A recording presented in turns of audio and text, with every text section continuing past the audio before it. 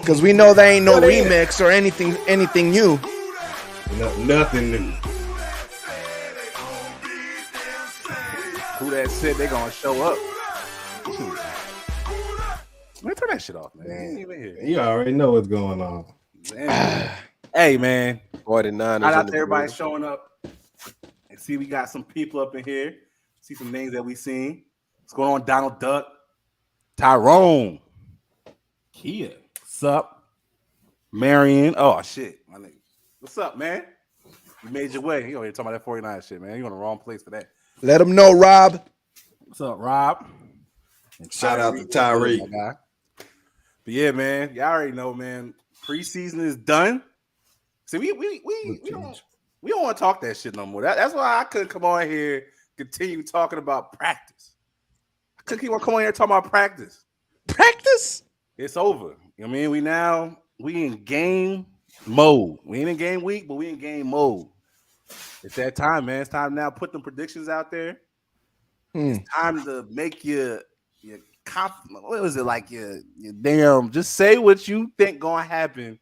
It's all gonna go down in this podcast. And you gonna wear this shit for the year. Cause we don't delete nothing over here. Facts. You know what I mean? So let's get into it. Where we want to start? Do y'all want to start with rosters, or we just gonna jump into stuff that we need to just jump into?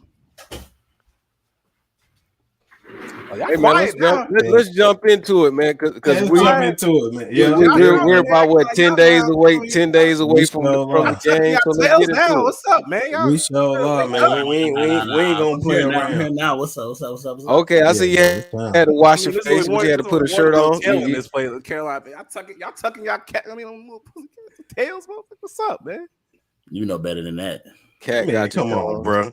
Come on, bro. You know better than that. Ain't nobody scared of them, Cat got man. your tongue, man. Ain't nobody scared of them. All right, but I will be in the building. I'm in the building, and we getting done. Yeah. I'm in the building. We win. Oh yeah, so we got all right. Week 1, obviously, you got the Falcons and the Panthers. So, talk about it. Sorry. What's up? Like, all right. I think somebody need to come on here and eat crow while eating one of them hot chips. Hot chip challenge. Oh man, you gotta wear that shit. I don't want no water. I don't want the tears. Like for real. Man, I got good issues. Can I do Mike? Since we're both gonna be in the building September the 10th, let's do it live. We'll meet up at the Big Bird as T Money call it an eagle, which is don't make no sense. It's a falcon. So we can meet up at the Big Bird. We could do something right there on the spot. What's up? We could do something, but can it not be that chip? I got gut issues. Man. Come on, let's go. Hey, I'm with you, Mike. I ain't gonna lie. Man. I'm 40, man. I can't do that. Man, you old, yo. All right. No, man. All right, so we're going to take a quick look. We can do something, man. Yeah, we're going to definitely do something. I love that idea. Yeah, so we can do something like that. But, yeah, we're going to look at every team real quick before we start getting into this other stuff. And I want everybody to look at their team and say basically why you think you can win this division. And then I want you to turn around and say why you can end up in last. Everybody has a deficiency, and everybody has a reason why, if things go right, that they can win the division. And then after that, we'll go into, wherever else this should end up going. I know we got the division rankings, but that's the last thing we're gonna touch. So is it me, or does the Falcons seem like the darlings of the South right now?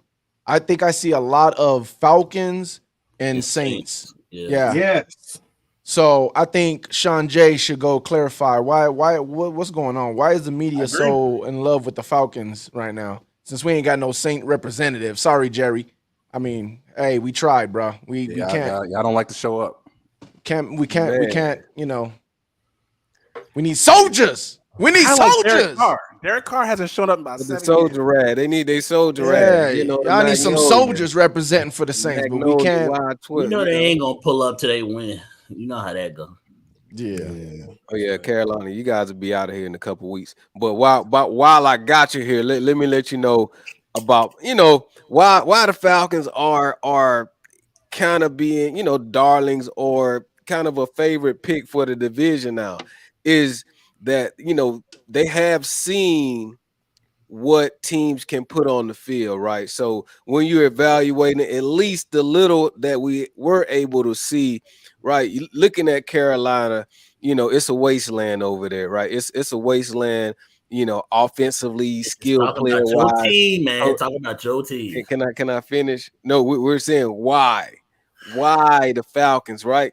But I'm saying process of elimination, man. Carolina, what they put on the field, you're gonna have to walk that back. Whatever expectation they had, you got to walk that back. I think for Tampa Bay that they're really stagnant as far as what people want to expect for them because they still have Baker Mayfield, which there's gonna always be a yeah but there, so they don't want to go all the way. But with Atlanta, Desmond Ridder, we have a quarterback that's kind of unknown, but he has shown that he's not a complete wasteland. He's not a complete work in progress, right? So he is getting better. He's shown that he can be on time, can run the offense, and the weapons that they put around him has given more confidence to everybody because Bijan Robinson is now the guy who's the favorite for the rookie offensive player of the year. So when you're thinking about them predicting 2,000 all-purpose yards, right, that has to come with some sort of success. So you're looking at a process of elimination. The Buccaneers, who there's not much attention there. The Saints I think is our biggest competition in the division, right? I think it's the Saints and the Falcons.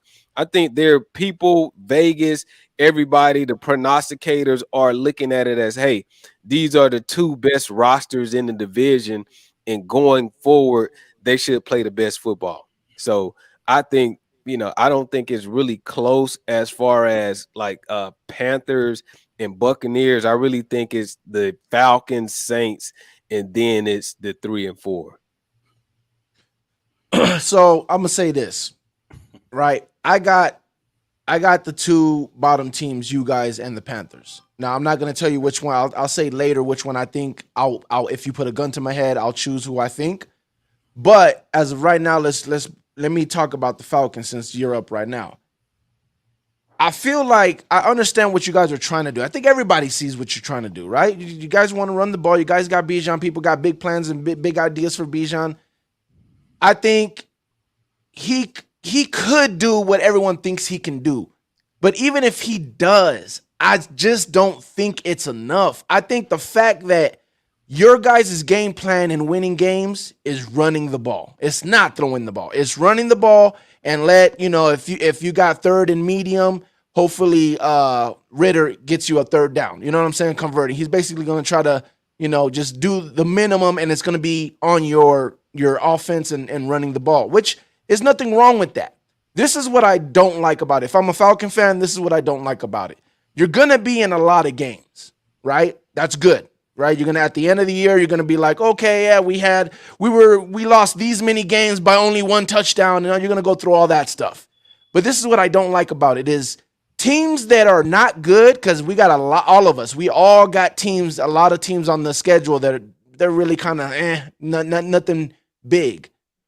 A lot of those games you're going to allow to stay in the game with you because of how you guys are trying to win the game. You guys are trying to run the ball, and they're going to be like, okay, they're not a threat unless they break open the run, and you're going to allow that game to go down to the wire. And you're going to be in a lot of games with good teams that are going to feel like they can break away. This is my opinion. Good teams that feel like they can break away at any time, and they'll just wait till the end to break away. And you're also going to be in games with a lot of bad teams that's going to give you, maybe you break away at the end, maybe they break away. And I think you're going to give a lot of bad teams chances to actually win. I think that's going to be your guys' downfall. So where I'll just speak I think you're talking about the 2022 Falcons, right? So that's what the growing pains that the Falcons had to go through in 2020, right? So we were in one-score games. We're number 2 in the league in one-score games last year. So we showed last year with the lack of talent that we had on our roster that we can keep it close. So now we have more explosive players offensively. We have Kyle Pitts back. Kyle Pitts was out half the year. So we're talking about a competitive team with Marcus Mariota starting 13 games. So we've raised our floor. This is a better Falcon team all around. I agree. Defensively. So if we're using the measuring stick from last year, we are going to play better and be better given our schedule as well. So that's why I think you're gonna see a bigger leap from us, because I feel like the Atlanta Falcons have added more to their team. We've raised our floor more. The Tampa Bay Buccaneers, I can't point to something and say, hey, you guys got better here. Like what you guys did we'll go through that. You got better here. I can't point to a position group to say, hey, you guys definitely got better here over the offseason. New Orleans, you can say Derek Carr, but I like Jameis Winston. I can't say Derek Carr is, too far away from Andy Dalton, right? There may be a little bit better level of play there, but I think overall over the offseason, the Atlanta Falcons intentionally went and got players to make their defense better, the secondary better, the defensive line better, as well as getting the top flight running back in the first round at the number 8 overall pick, as well as you got Kyle Pitts coming back, Drake London coming into his second year, tight ends galore, man. It's definitely something to, it's something to look forward to salivate at if you are looking at the Atlanta Falcons and say, hey, they can be explosive here. I can't look at the Carolina Panthers and say, hey, they're going to be explosive here with Adam Thielen. I can't say, oh, well, Miles Sanders. My bad. I'm thinking about basketball. Miles Sanders is just going to come out and give us 1,500 yards, right? So I don't really, just process of elimination, Atlanta Falcons, I think we are looking better than the other 3 teams in the division. Easy. So again, I agree with everything you just said as far as the Falcons part, where you said we have so-and-so coming back. We're more talented. We got more talent on the field. I agree with that.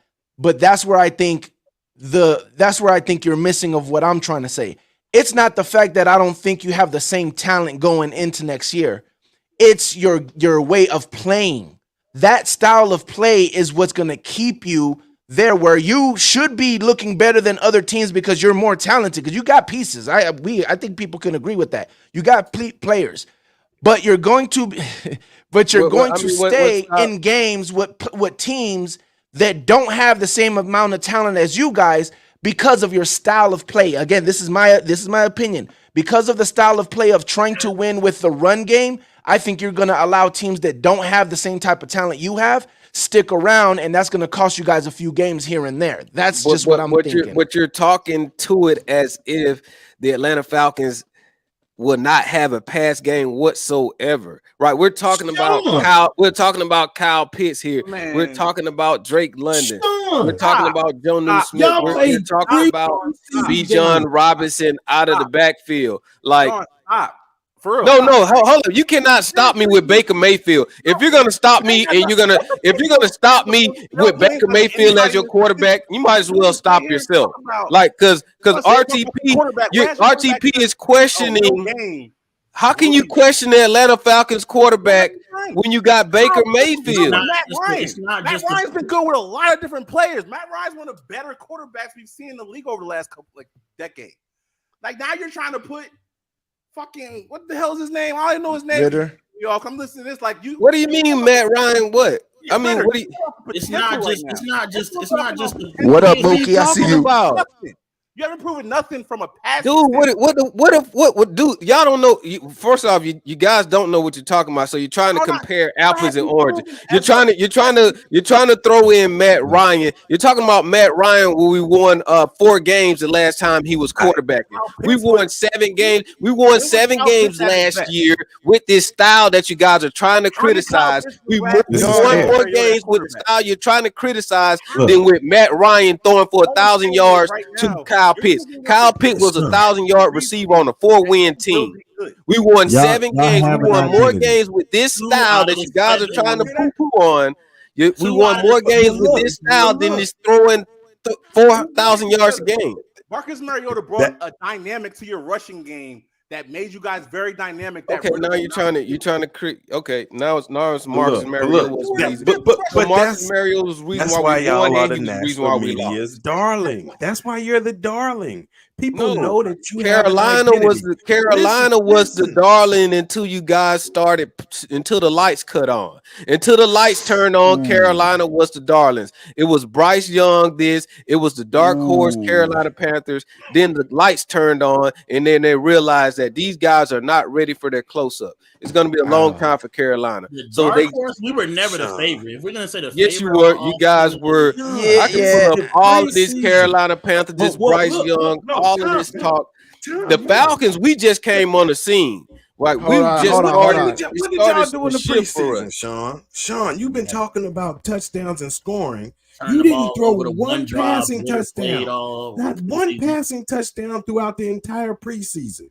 And then if you go back to Desmond Ridder, when you're talking about Ridder or any quarterback? Any quarterback, their offense. So this speaks to what you're talking about, RTP, in their offense, in the way that their scheme is. It's tough for them to put points up that way, and they don't have the quarterback play. What are you talking about? Like Bryce Young, the great Bryce Young took to the third game into the second quarter of the third preseason game against third stringers. Desmond if we wanted to press a button just to get a touchdown pass in, I'm pretty sure we wouldn't have struggled as much as the Carolina Panthers did. We didn't even give a damn about playing our guys the first game or the last game. Yeah, you got the floor, wall, ceiling, everything, my brother. Man, you guys are hey man, hey. I understand that let me tell you this. I understand when the Falcons are favored, you can look and see at the mentions and at the quote tweets. When the Falcons are favored to or are predicted to win, people lose their shit. And I am glad, and I will hold a mantle because you guys hate to see the Falcons being put above y'all. It really hurts y'all feelings. It really grinds your gears to see the Falcons. So that's why we started out the whole live stream highlight Cali Bucks. Why the Falcons are being favored over everybody, because it really gets under your skin, because you guys really don't want to see it like that. You like your teams, but I'm telling you, Vegas, everybody else are watching the products that's being put out there, and they see that, hey, Carolina is nothing, Baker Mayfield, nothing, Derek Carr, we're not going to bet on it. Atlanta Falcons, let's put our money there. So, I'm sorry, guys. This is just the way it is. Your rosters does not look good enough for your team to be predicted as the best of the division. Sorry, that's our position right now. Thank you, Terry Fontenot. Thank you for Arthur Smith. That's our position. Sorry, guys. Congratulations for winning a Super Bowl in preseason. The craziest thing about all this is it's not one position group that the Falcons have on their team that is straight up and down the best. Dude, you got Adam Thielen as your wide receiver one. Shut it up. Who cares? Adam Thielen. That's not what are you Hayden Hurst as tight end one. Hayden Hurst on his fourth team. Three other teams decided not to pay Hayden Hurst. That's your wide receiver one. Miles Sanders is a cast off from Philadelphia. Listen. Come on, man. You got triple backup as your wide receiver one, tight end one, running back one. Look at your skill position group. Do not even talk. Don't talk to me about skill positions, T Who Money. said skill position? Are you not listening? No, you were talking about groups. I don't have one group. Like you got Adam Thielen and Jonathan Mingo as 1 and 2 wide receivers. It's not one. No, that's what you saw, Shon. Best in the division. You can't. No. Who do you have? Let the Panther fans go. Let the Panther fans go. This is what you saw. What I'm saying is, we didn't show everything. No. Talk to me about your wide receiver group. Okay, DJ. Let them start from the beginning. Like let them say their rap now. We went through the Falcons. Unless anybody got anything else they want to share with Shon J, and we could get to the Panthers and get to that preseason. Wide receiver 1, Trill. Thielen is wide receiver 1. DJ Chark is on the wide receiver 1 preseason. Because he's the only one catching passes. You know, this is perfect, T Money. This is perfect, T Money. This is exactly what Frank Wright wanted them to see. He said, "I don't want them to see." Damn, you know Frank Wright. What Frank Wright wanted me, Shon J, in Atlanta, Georgia to see. If that's the case, I hope his coaching staff isn't thinking that. I'm trying to tell you who our number one is, and you sitting over there and say, "Well, who was out there?" Talk about it, Mike. Talk about it, Mike. Talk about it, Mike. My number 1 is DJ Chark. That's our one. Not even that. He wants to concentrate solely. They can't even agree on that. T Money do not agree with that. T Money does not agree with that. Let him talk, Shon J. Hold on. Let him go. Roundtable or the Shon J show? Because he won't shut up. You got a 30-minute break. You got a 30-second break. You got a 30-second break, dog. Go ahead. What I'm saying is, as a position group, we look at receiver, whether it's both sides of the ball, receivers, corners, DBs, defensive tackles, defensive ends, whatever you want to look at, there's no position that you can just say the Falcons have the best position in the South. He wants to concentrate on one receiver spot because he only has one wide receiver. You don't have anything else. And you want to talk about castaways and this, that, and the other, like you're depending on Scotty Miller, who's a Bucs throwaway, was barely making the Bucs team for like 5 years as your number 3. Like, what are we talking about? You depended on Mac Hollins, who has been a throwaway for many teams in the league. Mac Hollins' reputation when he finally started making teams was a blocking wide receiver. You know how crazy that is? So you want to concentrate because you have one receiver. You want to concentrate because you have Kyle Pitts, who has 3 touchdowns in 27 games. Like, what are we talking about? Like, there's no even and part of what RTP is saying as far as they play style, they still don't have all the right pieces for that play style. To have that play style where you're going to consistently be in close games, you have to have edge pass rushers to get sacks to end games. Who do they have? Yes, we know you have 150 40-year-old defensive tackles right now. Where's Shon J?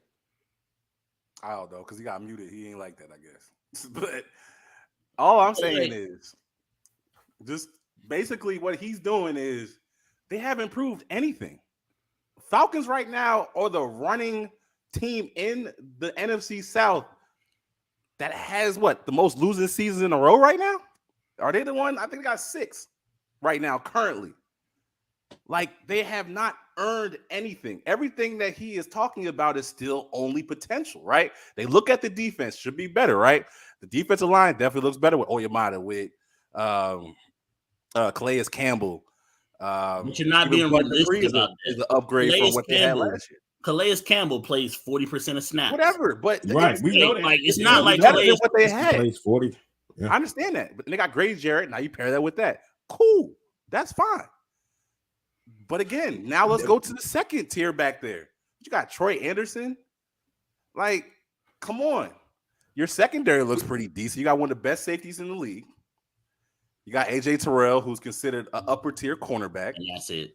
You got Jeff Okudah. But look. Oh, like, come on, man. Like, it's still potential. But they're up, though, man. But they're up. You got to think, man. Arthur Smith got a team to go 7-10 with the roster he had last year, when some people were saying that they were definitely going to get about 4 or 5 wins. Because of the style. Arthur Smith got that. And I get that. So you got to understand why they are as high as they are right now. It's because they got I understand that. I understand that completely. So I understand exactly that. From a fan, because I would feel the same way. We're just looking at this thing from a different perspective because we got to play them and we know that they can't get the ball in the end zone throwing it. That's what I was trying to explain to him. I understand him seeing the talent and seeing the upgrades and saying, because that's what this, something I had to learn. This is something that we do a lot as fans is we say, okay, if with that team, we had this amount of wins. Now we got this, so we should have about this amount of wins now. Right. That's not football, though. That's really not how it works in the NFL. Can do that. If we're pretty much. And we all can. Everything that he said. With the combination of PJ Walker, Jacob Eason, Sam Darnold, and Baker Mayfield. Now we got Bryce. Now that's automatically 3-4 wins. Like the Saints can do that. Y'all can do that. And Jameis Winston, and now we're going we were a bottom 5 scoring offense. We were the worst scoring offense in the division and won the division. You know what I'm saying? So like you can play that story. I guarantee you. I will take right now how he was like doing his whole soliloquy. Dave Canales will be better than Byron Leftwich. I will stamp that right now, and it's going to happen. We're going to be more productive on offense than we were last year with Byron Leftwich and Tom Brady. It's probably like, oh, you talk about Tom Brady, oh, you're an idiot. Like, no, like it's still a scheme that he put in place. There was a lot of things that happened last year. Sean J, come back, bro. What he keeps forgetting is 5 of the 7 wins was Mariota. It wasn't even the guy you got in there right now. And they went on a losing streak. They won 3 of the last 9 games that they played. And one of them was a game that the Bucs went and set their bench guy. I mean, they put their bench guys out there. Arizona? Yeah, they beat Arizona. Another sorry ass team. Like let's keep it a buck. If it wasn't they playing those teams, they ain't win another game for the end of the season. I don't remember who they played. They played another sorry ass team. Like it was sorry. Yeah. Like, and that was the stretch at the end, right? We went 2-2 at the end, playing beating Arizona and beating y'all back up. Who was the other team they beat before that? When Mariota was playing? Just in general. I'm just saying. What was that last team they beat? The last win after Arizona. Arizona. Or before Arizona. Before Arizona. Oh yeah, before Arizona, my bad. That would be whatever Mariota's last win was. Somebody else. Who they beat before that? No, I'm trying to pull it up. Yeah, I ain't got my bad. Was it the Niners? No. The Niners were earlier. They did catch them though. Yeah, they caught them when they did, right? They caught them when they were I think I remember seeing that. Like what? That was the week that Mariota won Player of the Week. Yeah, but, it was Chicago. Yeah, y'all. They're playing Chicago. Another bad team that had. That's what I'm saying. So they beat that down the stretch with that team. I understand you got better, but let's not act like y'all won a bunch of like tough games down the stretch. And then when you got Ritter in there, threw 2 touchdowns in 4 games, and then now 2 of them came against the Bucs late, where he had a scripted. Everybody seemed like they had a scripted series. And what happened? They took 8 minutes to get down the field and still did not score. That looks very reminiscent for what? So the 4 games that Ritter played, he played no team starting quarterback because you played New Orleans with Andy Dalton. You played Baltimore, but Lamar was hurt. You played Arizona with no collar, and you played Tampa with the backups. A lot of those games came early with Mariota in that type of style they playing. All right. Which, again, I wish that Sean J would come back now because we kind of got this out because he didn't let us do it. But any last words on the Falcons? Anybody got? No, like I said, I see, like Mike was saying as well, we see exactly what they're seeing and how and why they're feeling the way they feel. That's why I just said, in my opinion, because I feel like I fell for that banana in the tailpipe before, and it's that thing of I understand why you believe you're going to be in games because of the way you're going to be playing, and you are. But again, just like you're going to be in games against people that are teams that are better than you and have a chance, and they'll probably end up pulling out the win, not the Falcons, but the teams that are better, you're also going to allow teams that are worse than you to be in games at the end, and that's going to give you some losses that you shouldn't be losing to because of your style of play. That's just my opinion. That's what I think at the end of the season, he's going to come back and be like, now I see what you were talking about. That's just what I'm thinking. And that's what we already saw. Yeah. I mean, you had some bad close losses to bad teams. You lost You lost to Kenny Pickett by 3. You lost to Washington by 6. Really a bad team, though. I mean, but look, they were up and coming. They beat Chicago by 3. They beat Arizona by 1 with their backup quarterback. That's like it. we could talk about their close losses, but they got close wins too. Like, and they lost a comeback. They lost a comeback against Jameis week 1, I think that was. But their roster, we can't lie and say that they don't have better talent. They've improved. They made some very good decisions. I'm saying comparing that to the NFC South, what position group do you think they just had the best position group in the South by far? Just tight end. That's hard to say. And that's even debatable. Who would be as good as Pitts? Who would be? Pitts has 1 year in the NFL currently right now, like doing something. And that's what a guy that's even there. Like I said, Pitts has 3 touchdowns in 27 games. That's his quarterback, though. You know Pitts is a dog. Like, but the quarterback situation is still the same way. So what? I know. I'm not saying the production he's gonna have. He just said position. And listen, I don't think Florida. I mean, I'm not gonna be on their body too much, but I like the Saints kind of combo of tight ends that they got over there with Jawan Johnson, Fabian Moreau, Jimmy Graham, Taysom playing a little tight end. I like that as a whole position group rather than Kyle Pitts and Jonnu. True said it right there. Can Pitts play a whole season? Can I ask y'all a quick question about Kyle Pitts? So where are y'all ranking Kyle Pitts with some of the tight ends in this league? Because compared to production, tell me where he's at. I can't. I'm just asking. I can't give him credit for nothing. I can't. It's the NFL. You can't give somebody credit for something they ain't done yet. I can just say how I feel about him because exactly the potential. That's all I can say. And dude's nasty with it. You know what I'm saying? All right. That's all I wanted to hear is it's the team. The offense is built right now. They were number 5 rushing defense last year. I mean, offense. That passing game is an unknown commodity that we cannot. He can't really sit here and say it's a proven thing that he can sit and stand on. He can't. Nah. What I think the worst thing, but even that, if that's the strength of your team, they had the best running back stable in the South. Mariota had almost 500 yards in 13 games. He had 438 yards rushing and 4 touchdowns. Oh, Dre, I appreciate you, dog. Where they messed up was letting the Cowboys go get Trey Lance for what, a 4th? They should have pulled the trigger on that. I'm glad they didn't. I'm happy that Dre's a Falcon fan. Shout out to Dre. This is exactly what I'm talking about. Pitts the unicorn. They gave this man a name as if he's one of the top 5 tight ends in this league. Like what? He goes in fantasy drafts for anybody who plays fantasy. Like that doesn't matter. I'm talking production. Like I want. Like, no, I'm saying people pick him that early, like he's one of the best tight ends in the league. Yeah. Crazy. Like, what is it strictly because of potential?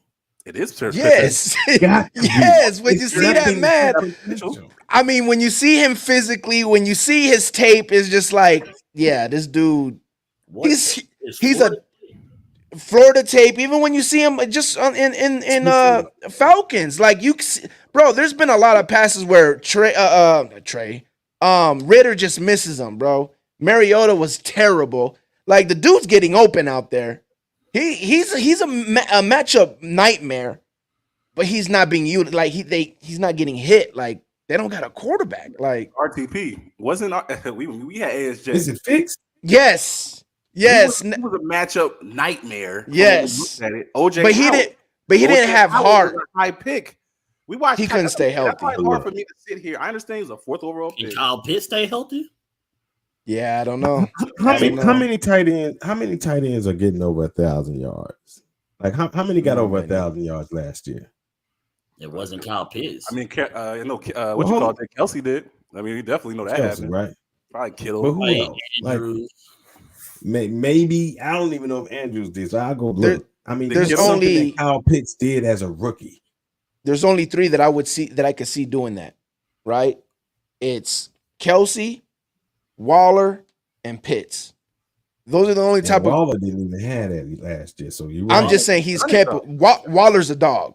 He's done it though. Oh yeah, he's capable. Yes. That dude is nasty. I've seen him kill the Dolphins single-handedly by himself.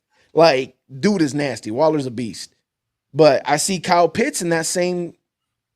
But hey, so last year Kelsey was the only receiver in the NFL to get over 1,000 yards. Kyle Pitts did it as a rookie. Mm-hmm. So that's and who was his quarterback? Matt Ryan, the guy who was just announcing our game. Yeah, the guy that can throw the football. And even then, I mean, if we being realistic, if Hawkinson gets on the Vikings earlier, he probably hits it with Kirk Cousins. If Lamar plays the whole year, Mark Andrews, because he was like 200 yards away. And if the Niners could do anything at the quarterback position, Kittle would hit it. But what I'm saying is they didn't. It's only one. So it's hard. I mean, we can all throw the scenarios out there. If Kyle Pitts stayed healthy, he may have gotten his 1,000 yards again and had back-to-back. We can always throw the scenario. Watch that last year, Mike. We watched what was going on last year, bro. He could not hit a cold when it came to Pitts last year. So the year that but they may have felt that if they had Ritter out there, it would have been a better situation. So it might. Just to respond to Mike's point real quick though, the year that Pitts did it, it was 3 of them that did it. Mark Andrews did it that year, Kelsey did it that year, and Pitts did it. And Kittle had 900 and something and didn't play in 3 games. And I really hate to say this because Shon Jay is not here right now, and I wish he was because I don't like, I don't want to seem like I'm digging. They would be lucky. This is my opinion. They would be lucky if Ritter is like Mariota. That's how bad I think Ritter is. And I've told T-Money this before. I've told him this before. Ritter is not good. Like, Mariota was bad last year. And they would be lucky if Ritter can do what Mariota did last year. And Mariota, you still had to worry about his legs, even when his passing. But not only that, Mariota he did stupid plays last year. Something's wrong with Mariota's head. He lost his confidence, all that stuff. There's a lot of going on with Mariota. But Ritter, just as a thrower of the football, scary, bro. And as much as he want to talk about Bryce, what's been the narrative all offseason? Is you well, let's talk about Bryce. So you guys break down the Panthers. I'm done with that. I don't want to keep talking about that. Yeah, I don't even want to hit that shit. Look, Shon, come back, man. Come back. Yeah, man. I'm gonna say this about Bryce. Money. I'm gonna let you do what you got to do with that. But Bryce Young, man, let's think about this for a minute. I just mentioned that I'm 40 years old, so I've been here a little while. I've never heard of a rookie young black quarterback be talked about the way that this young man is being talked about amongst so many people. Like, it's not that he has such a great potential. He's this freakish athlete. I've never heard them talk about a quarterback the way they talk about this young man. So I can't help but every time I watch the film to see that this man, unfortunately, looks like the best player on our offense as a rookie. And we got to get everybody else up to par with him. But Bryce Young is special, man. Bryce Young is special. And to have all these people keep talking about him, man, it's like I've never seen, personally, as a Carolina Panther fan, I've never seen a quarterback in our locker room like this. To throw with such great anticipation, to be able to maneuver in the pocket and have escapability, that can run and get first downs whenever he needs to, that can take a hit and bounce back up. My G, you talking about somebody that has some nuts, some cojones, that's a monster, that's a killer. Like my boy Pat Coltrane say, he's insane. I want my crazy psycho killer. That's what Bryce Young is. But he's so calm, cool, and collected, man. We got one. And we got one. I mean, I'm calling it. I said it before, and I'm going to say it again. He is going to be mentioned with the Josh Allens, the Burrows, and all of them. I don't want to throw Mahomes because Mahomes is in a different stratosphere. But I am going to say he's going to be mentioned amongst those top upper tier quarterbacks because he just has the goods. And yes, I know it's young, but this is a quarterback to me. I love Cam Newton and what he did for this organization. He put this organization on his back and put it on the map. People in Cali know about the Carolina Panthers strictly because of Cam Newton. Let's keep it real. But Bryce Young, insane in the pocket, quarterback delivery. Cam wasn't like that. That's all I'm going to say. You could do so much more with this type of quarterback. T-Money, I know I went on for a minute, man. I'm just excited about Bryce Young, man. I as you see, I'm gonna bust their bubble so bad, DJ. You ain't gonna bust nothing. It's nothing you can see that can bring me down from my high. It is absolutely. I ain't pausing. I'm a grown man. I'm mad and I'm securing my masculinity. I ain't pausing. Doggone it. Wifey, I'm sorry. I just got loud. Nah, she ain't even say nothing. But yeah, man, I'm excited. T-Money, go ahead, man. I'm excited. Bryce is, whew. Let me go on mute because I'm about to act like Shon. It's about to be the Mike Rick show.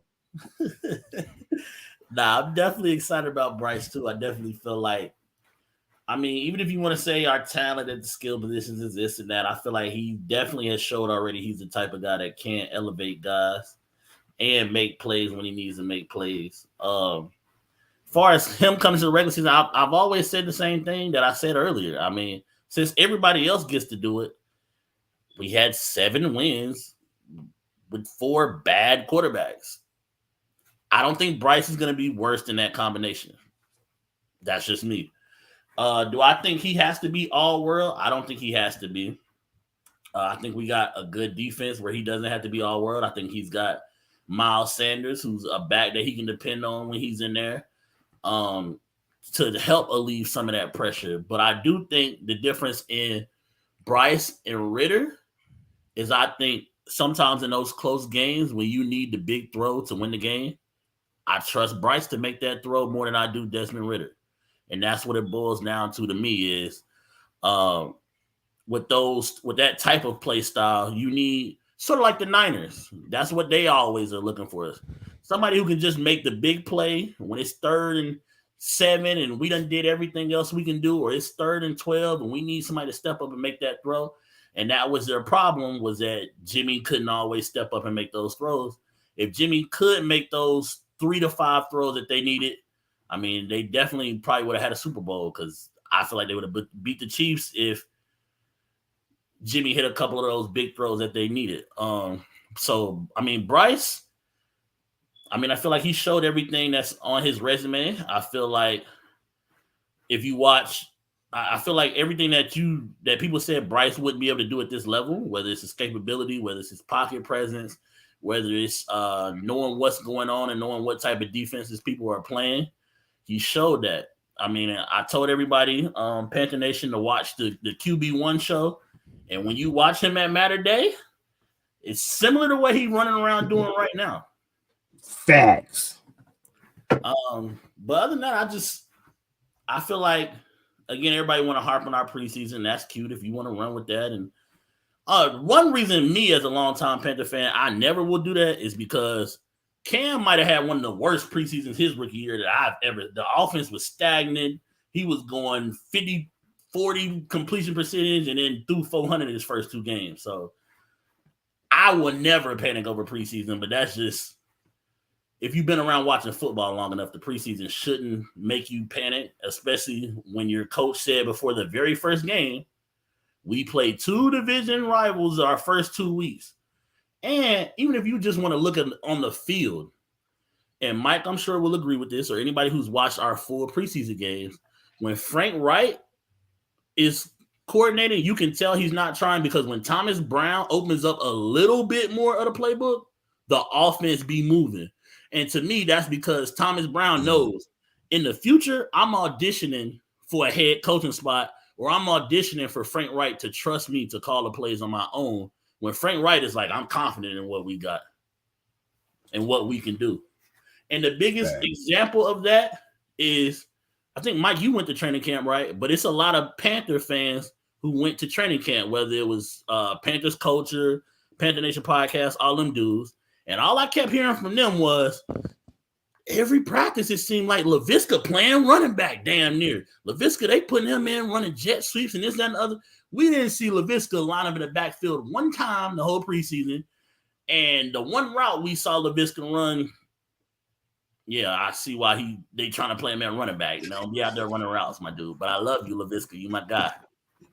But y'all can go ahead and give us. I know RTP's been. All right, so this is the little segue right here, right? So he mentioned DJ Moore, and obviously DJ Moore in his division is a top, I would say, 3 wide receiver in his division if he came back.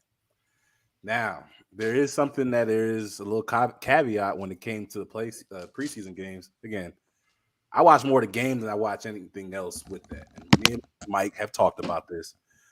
Nobody's getting open. Now, one-on-ones, I know there's going to be some scheming up and there's going to be stuff in the season that's going to help players.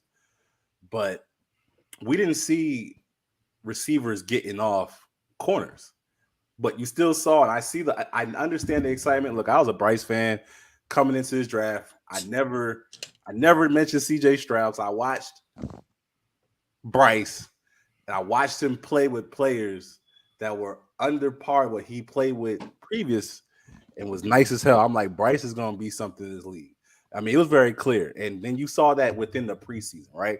You saw him throwing back shoulders where your receivers weren't getting there and getting it. You saw him putting them in places where these receivers were not making the plays, but he put in the position as to where the play had to be made. That's where the disconnect was. And as me, somebody as a watcher that watches football, that can be an issue, right? Because at the end of the day, that's just throwing and catching, right? That's not. I agree, but here's the honest part of that. DJ Chark played 1 preseason game, and that was a struggle too. Yeah, I mean the Jets. That's what I'm saying. The D-line was giving us pressure. But I'm saying as a whole, Terrence Marshall didn't really play this preseason. The lineup shoot, your girl be talking about that boy. That's the reason why y'all still talking about him. The lineup that we was really running in the third game, Mingo, Thielen, and what's Wright first name? Right. Derek Wright. Derek. Yeah. We just had to bring him back on the practice squad. You're never gonna see that lineup together in a game. Hopefully, these 17 games, unless we just get down bad. Derek Wright and CJ Sanders was the 2 light-skinned fellas that the coaching staff just love. But I'll never know why they make the team. It's that switch, man. I like Wright though. I do like Wright. I never want Wright to be out there as one of my top 3 receivers, though. I agree. Hopefully we don't have to, but I do like him, and the players trust him. So that especially the quarterback, every quarterback we've had, I've talked highly about him. So it's something about him. Yeah, but that's why we made the move to go get Smith from the Chiefs. Yeah, Smith. Yeah, I'm gonna just say Smith from the Chiefs. Because we needed somebody that can have speed, stretch the field, create more separation to go with DJ Chark. But we saw, but we got to see what's going to happen. We got to see it play out. But like you said, DJ, the great thing about Bryce Young is that he was able to perform without that type of talent and still ball out and do his thing. And so why can't he do the same thing here? Because he can put the ball in places where it's just the receiver can make the play, not the DB. And so if our receiver playing higher than the talent around him, when we talk about it, it really did feel like that. It's will that be something that's detrimental for this year? That's just something possibly because he's frustrated. He was frustrated. Everybody forgets the flip side of that. Everybody says you don't have DJ, you don't have DJ, you don't have DJ. Well, would you want? We've seen DJ as one of the better receivers in the South with bad quarterback play. Did we want to go through another year of that? DJ with no quarterback? I'd rather have my quarterback, and then right now we have $90 million to spend next offseason. You can use some of that $90 million to get receivers. Let me know when I can go. As far as DJ, Mike, I'm sure you heard what was the choices for the DJ trade. It was DJ, Brian Burns, or JC Horn. Yeah, I love all 3, but out of those 3, DJ. Best wishes in Chicago. We good? Yeah. RTP? Let me hold.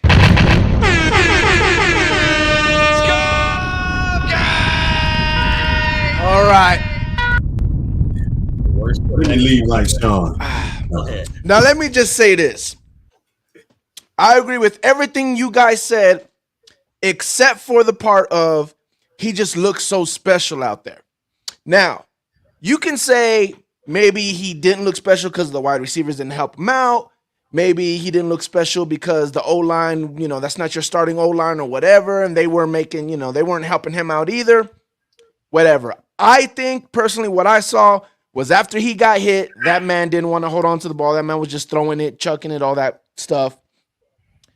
But besides that, let's break down the first thing that Mike said, which was, I've never heard somebody talk about a young black quarterback the way they're talking about Bryce. You were 1,000% correct. Here's what you're missing. They're doing this with all the quarterbacks coming out. They're overhyping Bryce.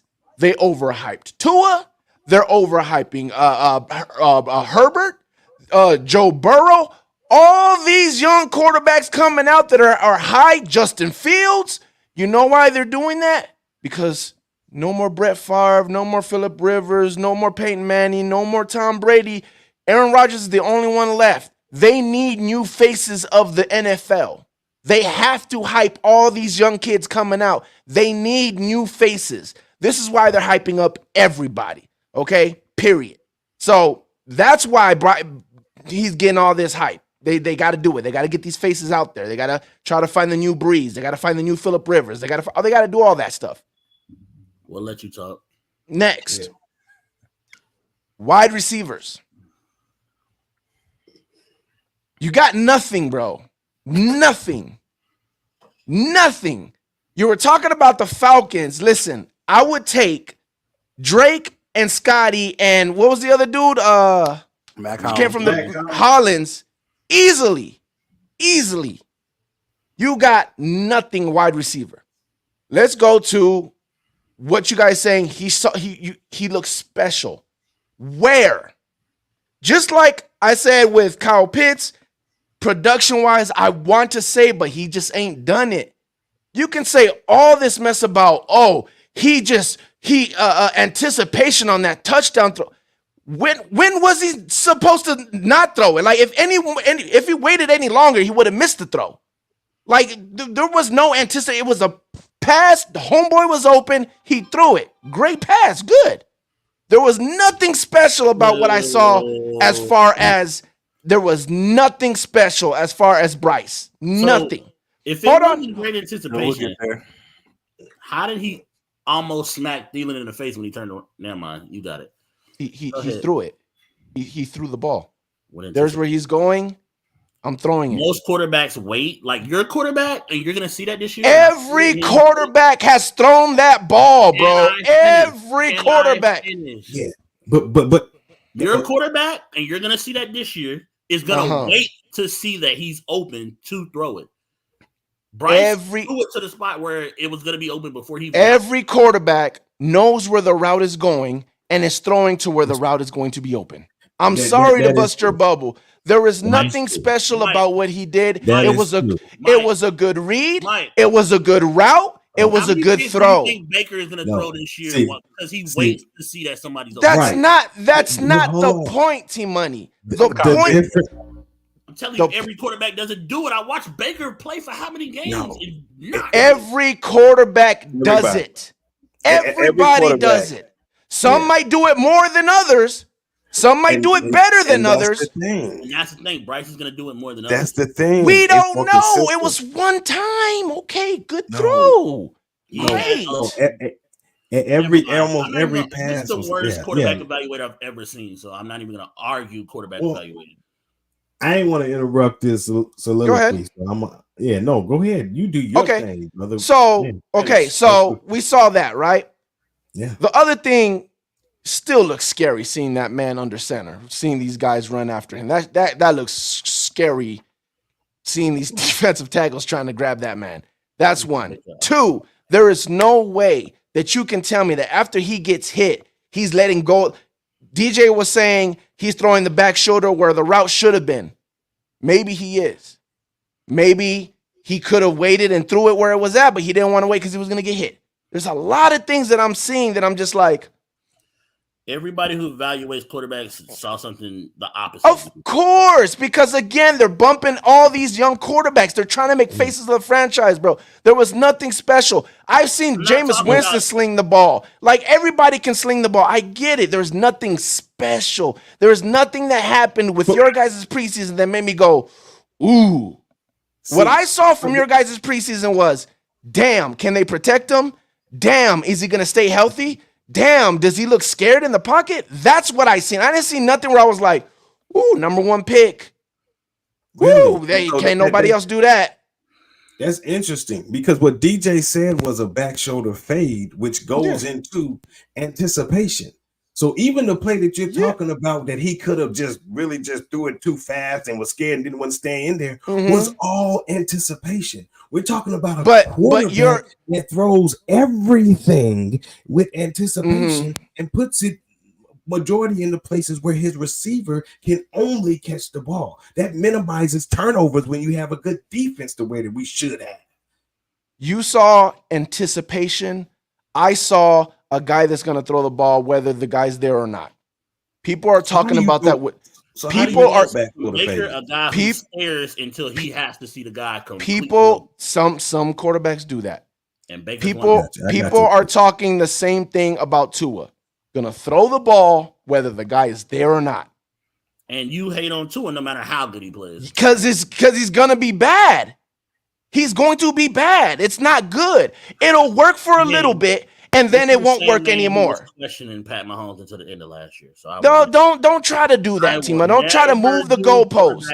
Don't try to move the goalpost, money. Don't try to move the goalpost. For months that Kyle Trask realistically had a. He did. Yeah, the same guy that said don't sleep on Kyle Trask, and everybody woke the hell up. Your whole team. And everybody woke up. And everybody woke up after it started going. Everybody. Baker, Todd Bowles, Dave Canellis, they all woke up. Of course he is. That's politics. We ain't got to talk about that. Yes. Months telling us he was gonna start. Bro, did I not tell you? I know I got it. I know. I always have it. Would you, as a black head coach, go with Kyle Trask, or would you go with Baker first and then transition into Kyle Trask? Which one's smarter? To have neither one of them as my quarterback. The draft for quarterback. Well, you don't want to answer the question because I make my point. But moving on, I would never. Let's continue. Brought Baker on the team. Whatever. We brought Baker, and we're gonna win more games with Baker than you guys. Why did you argue with us for months? So if the decision was already decided, why did you argue with us for months? I didn't say it was already decided. I didn't say it was already decided. No, because the politics is why Baker won a job. So yes, going to win a job. If Kyle would have had to really whoop on Baker and outplay him, which we knew he wasn't going to do because he's not going to do that bad in preseason. I told you how many months ago did I tell you? If it comes down to y'all waiting on the preseason, that Baker is a preseason champion. I said that. I've been said that. I have it on my YouTube channel. What are you talking about? All right, I go in the wrong direction right now. Anyways, yeah, my point. Let's continue with the whole. We said we weren't going to show nothing in preseason. Here's the thing. I understand, like, for instance, let's talk about the Saints, right? Saints came out, they ran screenplays, and you could tell that there was like, okay, this is what we're going to do, and we want to try to score. We can tell the difference between that and between, let's say, like, stuff that we were doing where it was like, why would we pick that play right there and then this down in yardage? Well, because we're trying to see what the O-line can do, or we're trying to see what this guy can do. We can see the difference of that, right? With you guys weren't trying to go down the field or nothing, but you were running plays, right? Might not be the vanilla fashion of what you're gonna do in regular season. For instance, you're probably gonna do a lot more bootlegs, a lot more easy routes where they're gonna, shit that we were doing for Baker, where easy cross routes. Probably gonna do a lot more of that to get down the field and stuff like that. I get it, understand, but you can't continuously do that. You can't win games just doing that. You're going to have to use plays like you were doing in preseason, where it's third and long, third and medium, someone has to beat their guy. You're going to have to do those plays. You can't just do trick plays and little, easy stuff all the time. And that's where we're seeing full receiving core. We have more athletic guys who can do that.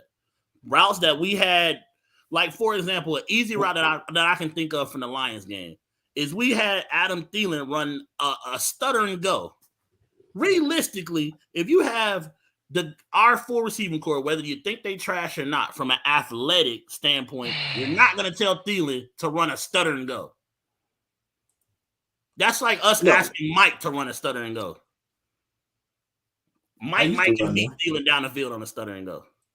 I used to. I can't now, but I used to be tough on that hitch and go, boy. That's what I'm saying. Like, if you think, even if you think all our receivers are trash, if you have our full receiving core there, Thielen's not going to be the one to run that route.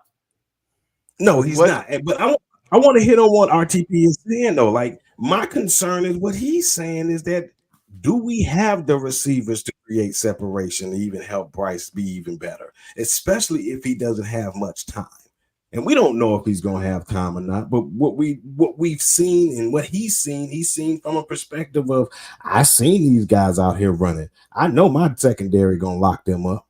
I'm not concerned about them being able to get a bunch of yards on us. That's what he's seeing, because he's seeing a bunch of guys that haven't created separation. And truth be told, the Carolina Panthers haven't had that guy for a long time outside of DJ here and there.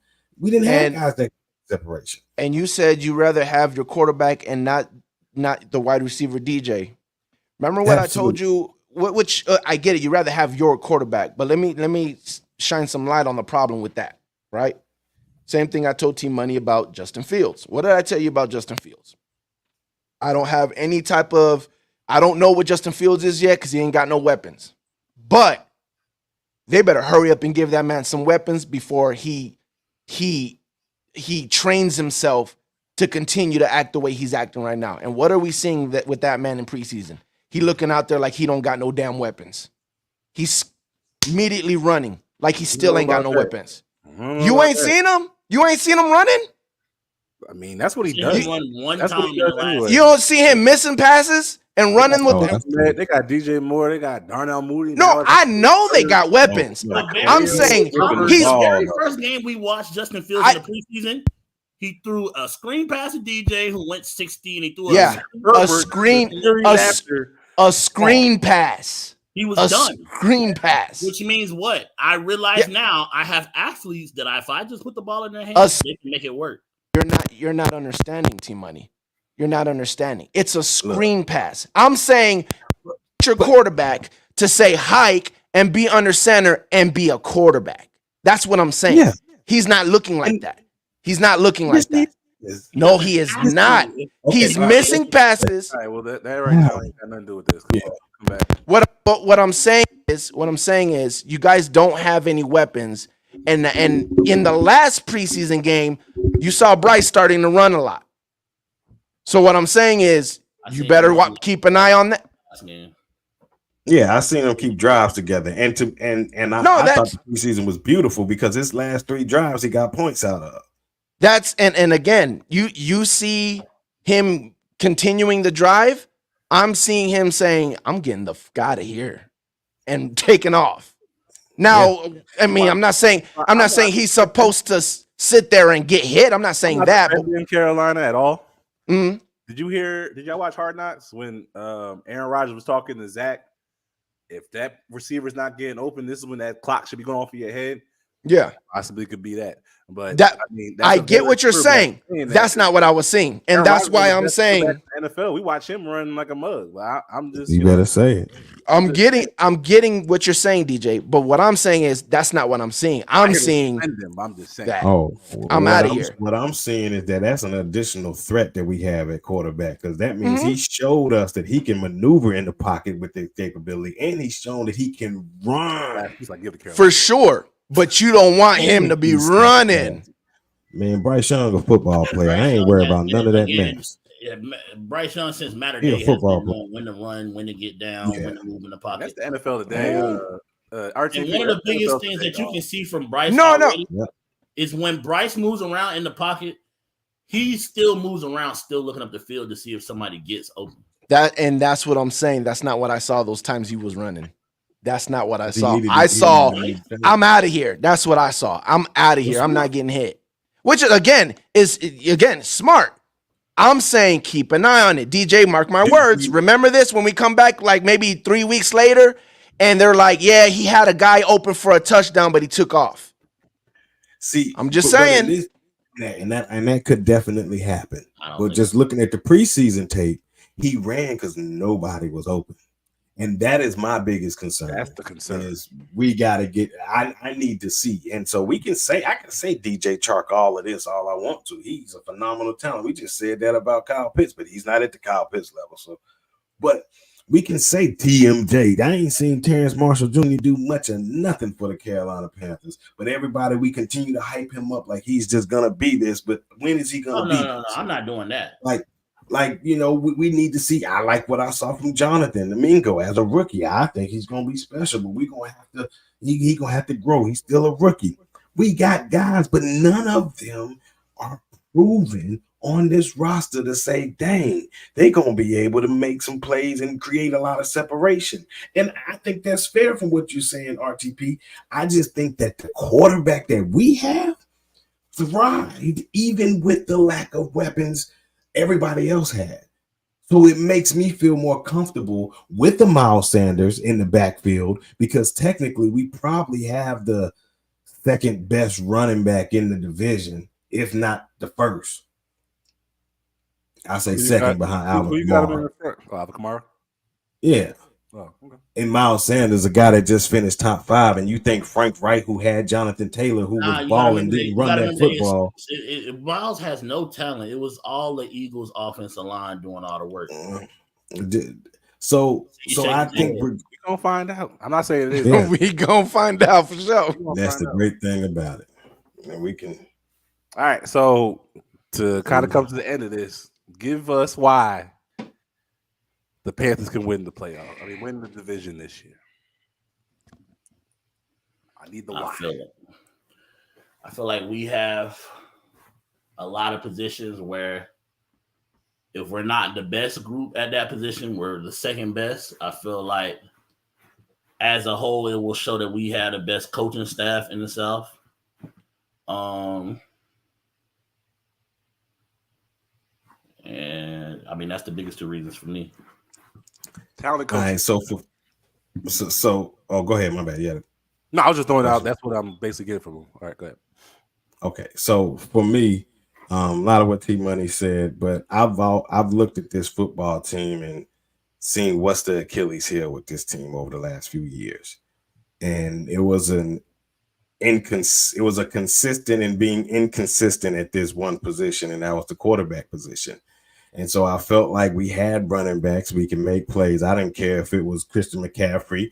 I didn't care if it was Deontay Foreman. I didn't care if it was Chuba Hubbard. Now that it's Miles Sanders, we're going to be able to run the football. That's something that we do in Carolina. We run the dang ball. So I feel very comfortable with that. And the weapons, we can all say whatever we want to say about the weapons, but we got to remember Cam Newton took us 15-1 into the Super Bowl with Ted Ginn Jr., with an old Jericho Cotchery, with a Philly Brown. These were his wide receivers over there. Now, RTP, I know you ready to fire off. I got this one. We've seen this happen before with young receivers or unproven receivers in Carolina. And with a defense that we have with all these playmakers and the Brian Burns, you heard what Aaron Rodgers and them talking about. Block him. Are you going to block him on the Hard Knocks? They knew he was a bad pass rusher, but he's just an animal. They talking about him being in the top of the NFL at his position. That's how dominant he's going to be in this 3-4. So, yes, we have the makeup of the secondary and a J.C. Horn of a feet belt corner that can thrive like Patrick Surtain did under Everrow. Yes, we got name it. Frankie Louvu, the linebacker that's going to fly around and be everywhere. Name it what you want. Down the middle with Derek Brown. What you want. We are strong. And so, yeah, with the best coaching staff in the division, I know everybody keep talking about that, so I'm going to say it too. Yes, we have everything we need to win this division. because we damn near did it last year with all the turmoil that this team went through. So yes, I'm confident. All right. Any final words? You got rebut. On the flip side of how we could be the worst. Yeah, you want us to do yeah, we can, because I forgot that other one got messed up. Sure, how we could be the worst is Bryce isn't what we think he is, and he's a flop. Because we don't have a backup plan. It could be Frank Wright is Matt Rule 2.0 with poor clock management, bad late game execution, questionable decision making. And another way is I have consistently said it throughout the offseason. Our secondary doesn't have the best track record as far as playing 17 games. So, and we didn't do anything to really get the depth of that better. So if JC or Dante miss extended time and you're asking CJ Henderson, Lord, CJ Henderson, Lord, help you. To be the number one corner or number two corner, then it gets a little crazy. So let me say this like I broke down the. Oh, you had something to say, Mike, or no? Yeah, I was just gonna give my part of it, but you can go ahead. No, go ahead. I'll finish after. I bet. Yeah. So man, the way I look at this is I don't think Bryce is gonna be anything other than stellar. I just hope he can, stay healthy, and I don't see any reason why. But the game's won in the trenches, won and lost in the trenches. So if our offensive line isn't what it was last year, or improving, or at least staying par to what it was last year, then that can create problems in the run game, and along with protecting Bryce, which could derail our season. And also, if the players that we have just doesn't mesh as well as I think they will in Evero's defense. You got to remember, we're transforming from a 4-3 to that 3-4, and these guys haven't been playing this for years. So, we got some guys that are new to it, some guys that know it. So, but we have a smart enough defense, I believe, that I think is going to play out. But you never know. I didn't like what I saw from Shaq Thompson out there, and he seemed like he was la la land. And so if you find where he's at, throw the ball, and it might be a completion. But anyway, so that's kind of how I think it can derail, and we might not be ready. Frank Wright, I'm gonna throw it out there. Frank Wright is 0-4 and a tie in week ones. He has not had a week one victory as a head coach ever. Now he starts off slow. The same starting quarterback for week one either. Hey man, he ain't got it this time. This is the first time quarterback. Just throw it out the facts. Well, just thought. Man, I don't know what's gonna happen. I'm in the building. My other worry would be maybe a little bit from the Jets game is I'm never really the biggest fan of the 3-4 because I think it depends a lot on your nose being dominant enough to stop the run. And for a minute on that first drive against the Jets, we were having trouble stopping the run until we buckled down once they started getting down the field. So I'll say this. I don't think Bryce is going to be a bust. I don't think a lot of these quarterbacks that come into the NFL, especially in the first round, second round, I don't think none of them are like, oh, they come into the NFL and they're bust. They're not good. We were fooled. I think a lot of it has to do with their situations, the coaching and developing of them. Okay? So I don't think you'll end up finding out, oh, he's a bust. Now, what I think can happen is, again, I spoke on this with you guys before, the fact of, oh, he can obtain all this knowledge and just throw so much knowledge to him and so much plays and all these protections and all these, just put too much on his plate because he's able to remember or whatever. But then when he gets on the field, now he's looking at these different protections and now he's looking at a Todd Bowles defense blitzing from him this way and that way, and shit's just gonna go haywire for him. That's what I see going bad. His weapons, you guys are already doing it. The media's already doing it, giving him the excuse of his weapons are not playing at his level. His weapons are not doing his job. So in him thinking that like, okay, well, I'm running, I have the right to run because my weapons suck, or not trusting my weapons, or and just getting into this mode of not trusting someone's going to get open and just ignoring the read because he just doesn't believe in his weapons and taking off running, or just throwing the ball away, or just cutting the process too short. That's what I think could possibly happen. And I don't think when Team Money says, do you think Bryce is going to be worse than, and he names up all these quarterbacks? No, I don't think he's going to be worse than all those quarterbacks playing for you guys. But, because he's more talented than those guys, but he's a rookie.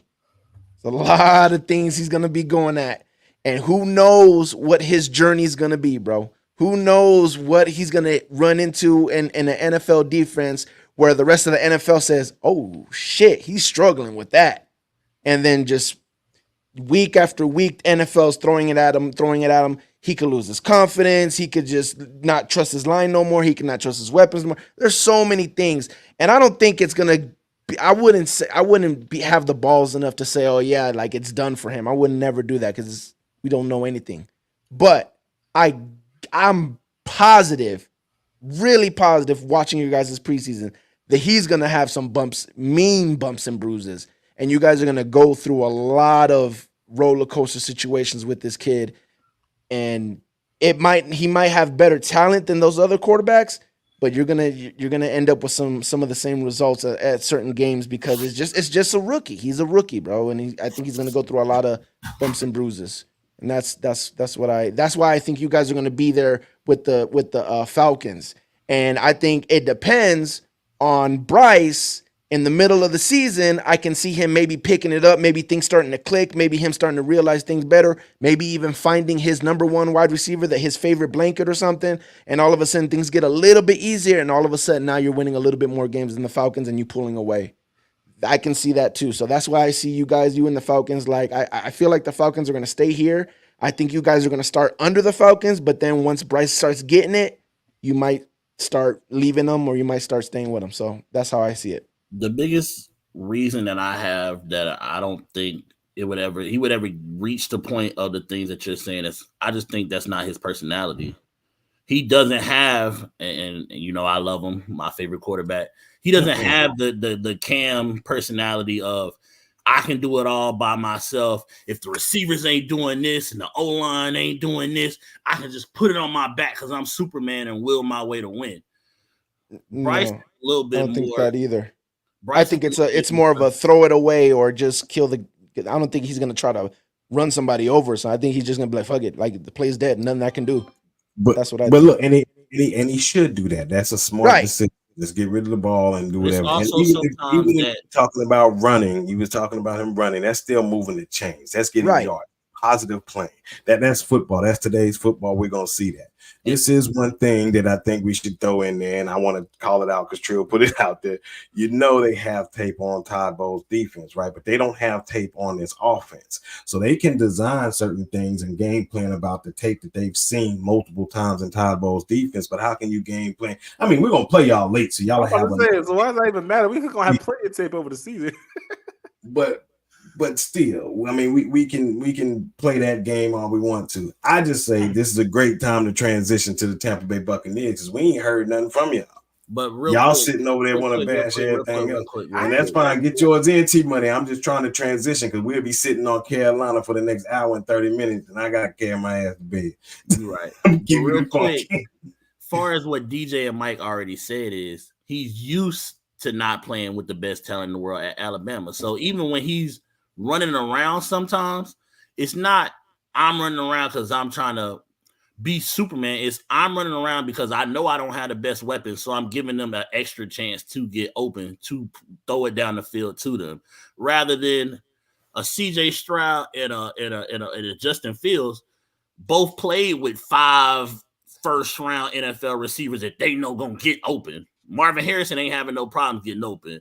Chris Olave ain't having no problems getting open. Like, so, I mean. This ain't the same thing. I'm saying most of the time, last year, Bryce's best receiver was really Gibbs. But it's still Alabama, bro. And like you say, your perception is your reality. Yours is your reality. It ain't nothing wrong with that. We gotta wait and see. And it's a great thing. We got football in about a little over a week left. So it's gonna be a great debate. But it's a perfect. I love it because you standing strong on yours, RTP, and so are you, T Bunny. So hey, only time will tell. All right, let's go to the Bucks. Transitioning. Matt Rule lost in a Matt Rule way, though. Yes, he did. He sure did. 13-10. Fourth quarter collapse. Matt Rule is best. All right. So, dang, this has been so long. I don't even remember where we. So, RTP, I say you go ahead and just spark it off because, like I said, I'm ready to say why we can win it, why we can lose it. But go ahead. Well, for me, I think it's easy why we can win it. I think we have the best defense. We have the most dangerous defense. We have a defense that literally had to carry our offense last year. And I think our offense is going to be better this year. People laugh about Baker and all this stuff. And again, I think what Panther fans don't realize is we're not trying to ask Baker to stand in the pocket and sit there and be Tom Brady. We're not doing that. That's not what we're doing. Team Money, I told you last year, put Kyle Trask in, put Blaine Gabbert in, put anybody that has an arm in. Just give me somebody that's going to sit there, throw the freaking ball to Mike Evans. That's it. That's all. We do that, we're averaging more points than we were averaging with Brady. That's how I feel. Sit in the pocket, just throw that shit up to Evans. At minimum, that's what Baker's going to do. He's going to just sit there and where's my best guy and just throw it to him. That mixed in with Dave Canellis' play calling and the simple routes and all the the easy play calling and all that stuff, I think we could be pretty decent offensively. Then you mix in the fact that I actually think we might have a run game. We might have something that resembles some type of a run game.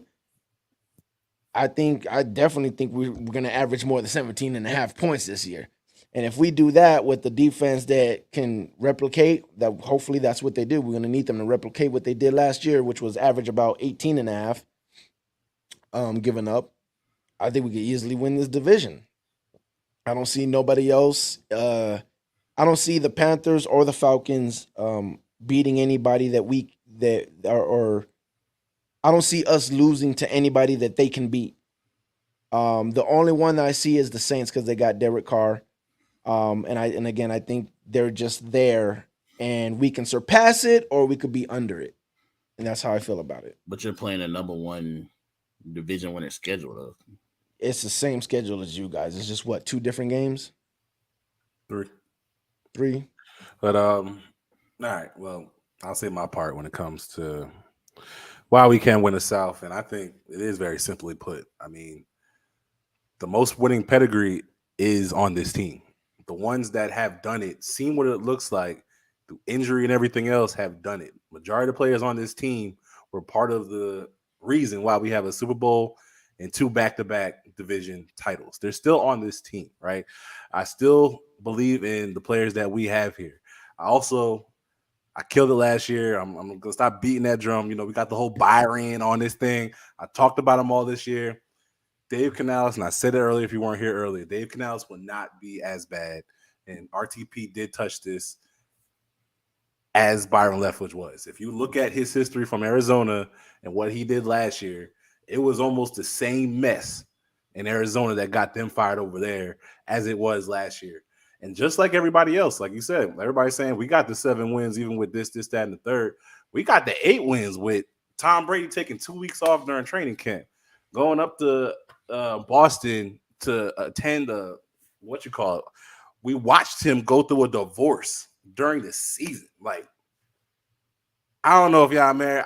I could not imagine me divorcing my wife and playing a game that I have to pay attention. That's like getting in the car drunk as shit and you trying to get home and expect you to get home. That's a hard thing to do. I mean, I've done it before. But it's not something you should do. He's a goat, though. I don't remember how the hell I got home at all. But it's not what you want to do. And that's kind of what it felt like it was last year. I mean, Tom Brady did not look like Tom Brady. And you got to remember, for us, kind of what RTP was talking about, we won a lot of games because the defense held on long enough where they finally said, F it, your playbook, let Tom do it, and get a couple points at the end. Hell, and when it didn't work, we watched the Green Bay game where we lost to the Packers 10-12. Like, that game was terrible. Like, must be because I don't even remember. This is what I tell RTP though, that I feel like y'all missing is in some of those situations where Brady might suck all game and then figure it out into the last drive or the last two drives. Baker's gonna throw interceptions or have drives that he doesn't do anything in some of those situations though. But the point is to not be in that situation. I think RTP. Hold on, T-Money. No. I'm gonna touch what you just said. I'm not taking what the fuck I saw when you sitting here talking about Matt Rule still sucking the way he's sucking in college football and what he did last year. I'm not a Baker fan. I'll tell you right now. Mike knows for a fact. I've been killing Baker. I've been killing Baker since he was in Cleveland, right? But the faith that I have with a guy. I watched him make Kyle Trask look like a formidable quarterback in the NFL. Again, go back to the draft. I was not a Kyle Trask fan. I looked at Kyle Trask very similar to the way people looked at Manziel and Mike Evans. He had Kyle Pitts. He had Tony. He had players over. He had Damian Pierce. He had players, and they elevated him, right? And I watched Kyle Trask with the help of John Wolford's quarterback coach, which I don't know who that dude is because he got John Wolford looking these. He got Kyle Trask. Anyway, but I watched him look better this offseason than I expected. Do I still think he's a starting caliber quarterback and that's somebody I want to see my future move forward with? No, I'm one of the people that's saying the Bucs and Jason Light have been very clear over the last since we got Brady. There's a plan in place and we are executing. That's all they've been doing is executing the plan. They're trying to clear their books now and still be competitive, but they retooled their roster to get younger, right? And now that they're younger and they're gonna get some experience, they're not gonna get their quarterback, which this quarterback class is like supposed to be one of the best quarterback classes that we've seen in I don't even know how many years. They're calling this like some people saying like there's like 10 to 15 quarterbacks that can come in this draft and actually be pretty decent. They say that until it gets close to draft time. I've never heard people talk as many quarterbacks this draft. Like if you're paying attention to what's out here, and that's why I'm watching a lot of college football this year. So I want to see how real and who I like. I got a couple players, but I'll be watching a lot and see what's going on with that. But like I said, I guess go back to my whole why the Bucs can win it is because Dave Canales is what we think as advertised. And we successfully continue to be good on defense and actually have a balanced team and be better and just continue to win games. I mean, that's just the main things. I think it was a real quick team last year. It's not the fact of we believe that Baker or Kyle Trask can go win it in the fourth quarter if we need that one drive. It's not the fact that we're counting on that. It's the fact that we're counting on not being in that position so much. Instead of being behind and having to do fourth quarter comebacks, now we want to be ahead one possession at least or two possessions if we can. You know what I'm saying? And let our defense close out the game instead of the whole damn game hoping our defense stops them so gives our offense a chance. Or then stop them again, give them another chance. Stop them one more time, give them another chance to make the game-winning drive. We don't want to be in that position. We want to be ahead now.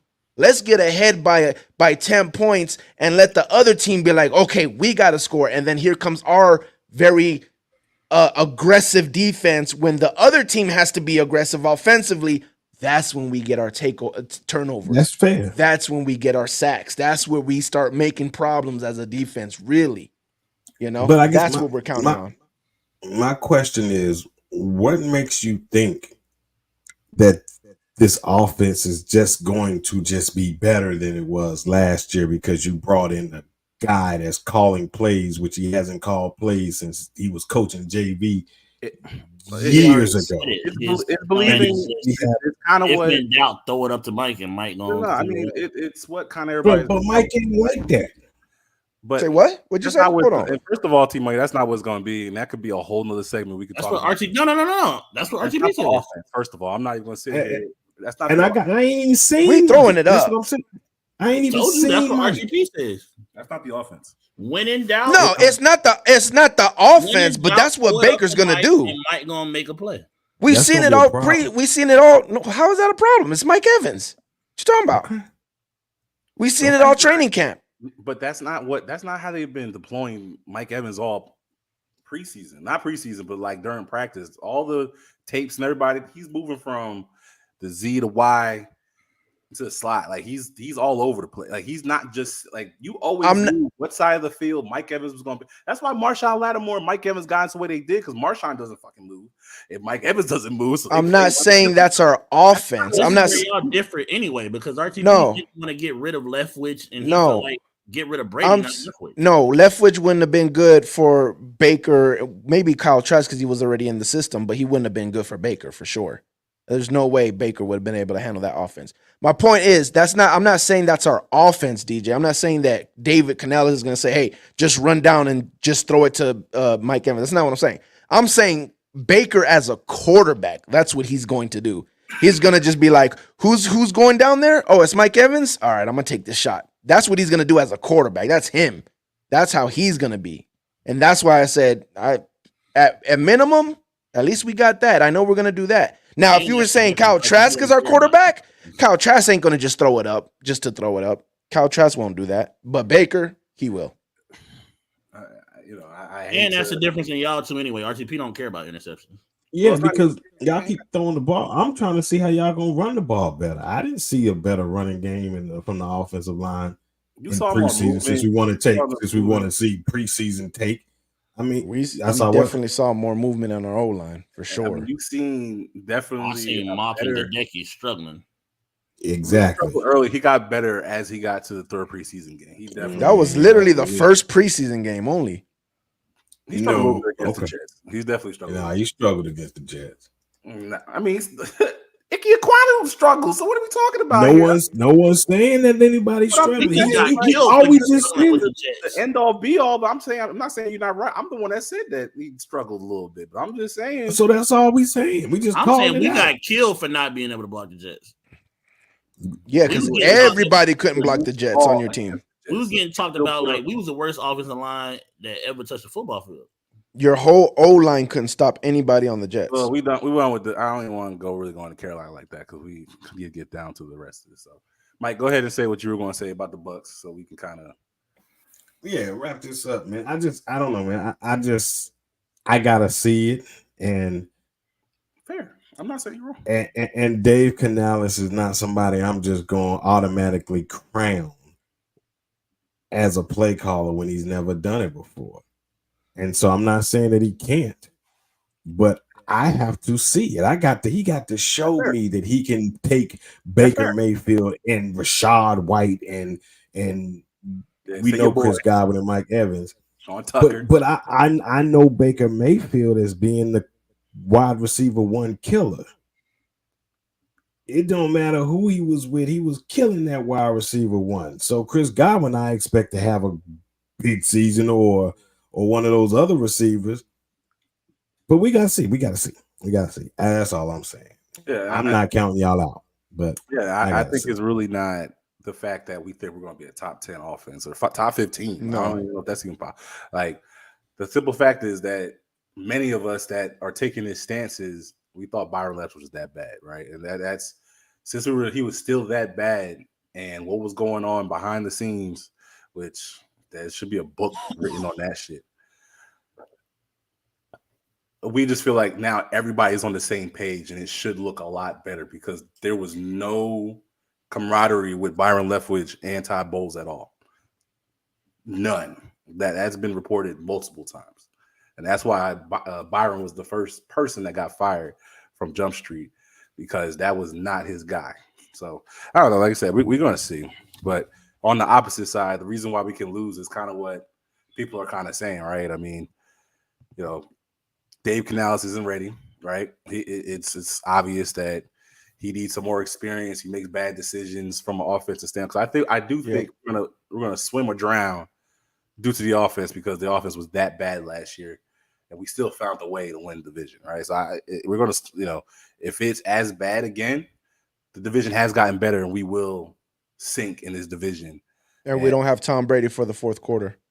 Well, and we also, and it's unfortunate. Well, not unfortunate. Over the ball. Dave Canales is not going to be able to show because he's only going to have 1 year. So there's a lot of pressure.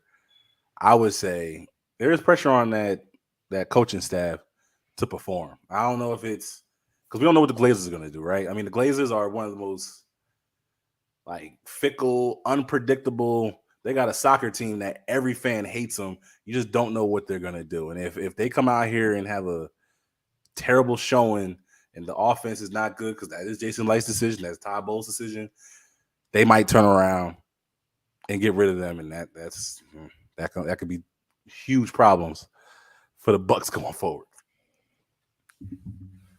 I agree. What's the problem? I don't think there's anything else besides that. I have full confidence in my defense players. I have full confidence in my defensive coordinator. I have full confidence in my weapons. Low key, I have confidence in my O-line. Not that I have confidence in my quarterbacks, but I know who they are. And I think it's all going to come down to Dave Canales. Can he protect our quarterbacks good enough? Is he going to put our quarterbacks in harm's way? Is he going to be able to make the right calls? Is he going to be able to be aggressive when it's time to be aggressive? Is he going to be able to be conservative when it's time to protect the quarterback and be conservative? It's all completely on Dave Canales. I agree with you. That's our season. So there's no part of y'all that thinks y'all defense will take a step back at all. Well, no, that's strange. So it's just Dave Canales is what you're saying. All right. Well, I didn't, and I was going to come back again because I thought about it while RTP was talking. It's exactly what everybody's saying. Baker is who Baker is, right? I mean, we kind of got a snapshot of it with Panthers, and it just doesn't get any better. And he ends up, just looking like straight crap. Kyle Trask ends up coming in, showing that he's inexperienced, which he is. He hasn't been able to see, live bullets thrown in a live game yet, consistently. That's the main reason why he didn't win the quarterback competition because one has 68 starts. Right. Kyle Trask came in a half. So that's a hard thing for a coach to be like, I'm going with the guy that's only had a half of football in the NFL. I think it's going to work. So Baker is a big part of the success with this team, and he can't be terrible. I mean, he has to be close to average to maybe a little bit below like the 20s area for us to have success as well, along with Dave Canales. Yeah, I'm just the funny part to me was DJ had a conversation with me before. And I'm glad that RTP didn't mention something. Because if he would have came in here and said that because it was sounding like you were going that route. I forgot. Yeah, I forgot. No, I don't have any issues with the team. I just know we're gonna win and be this and that.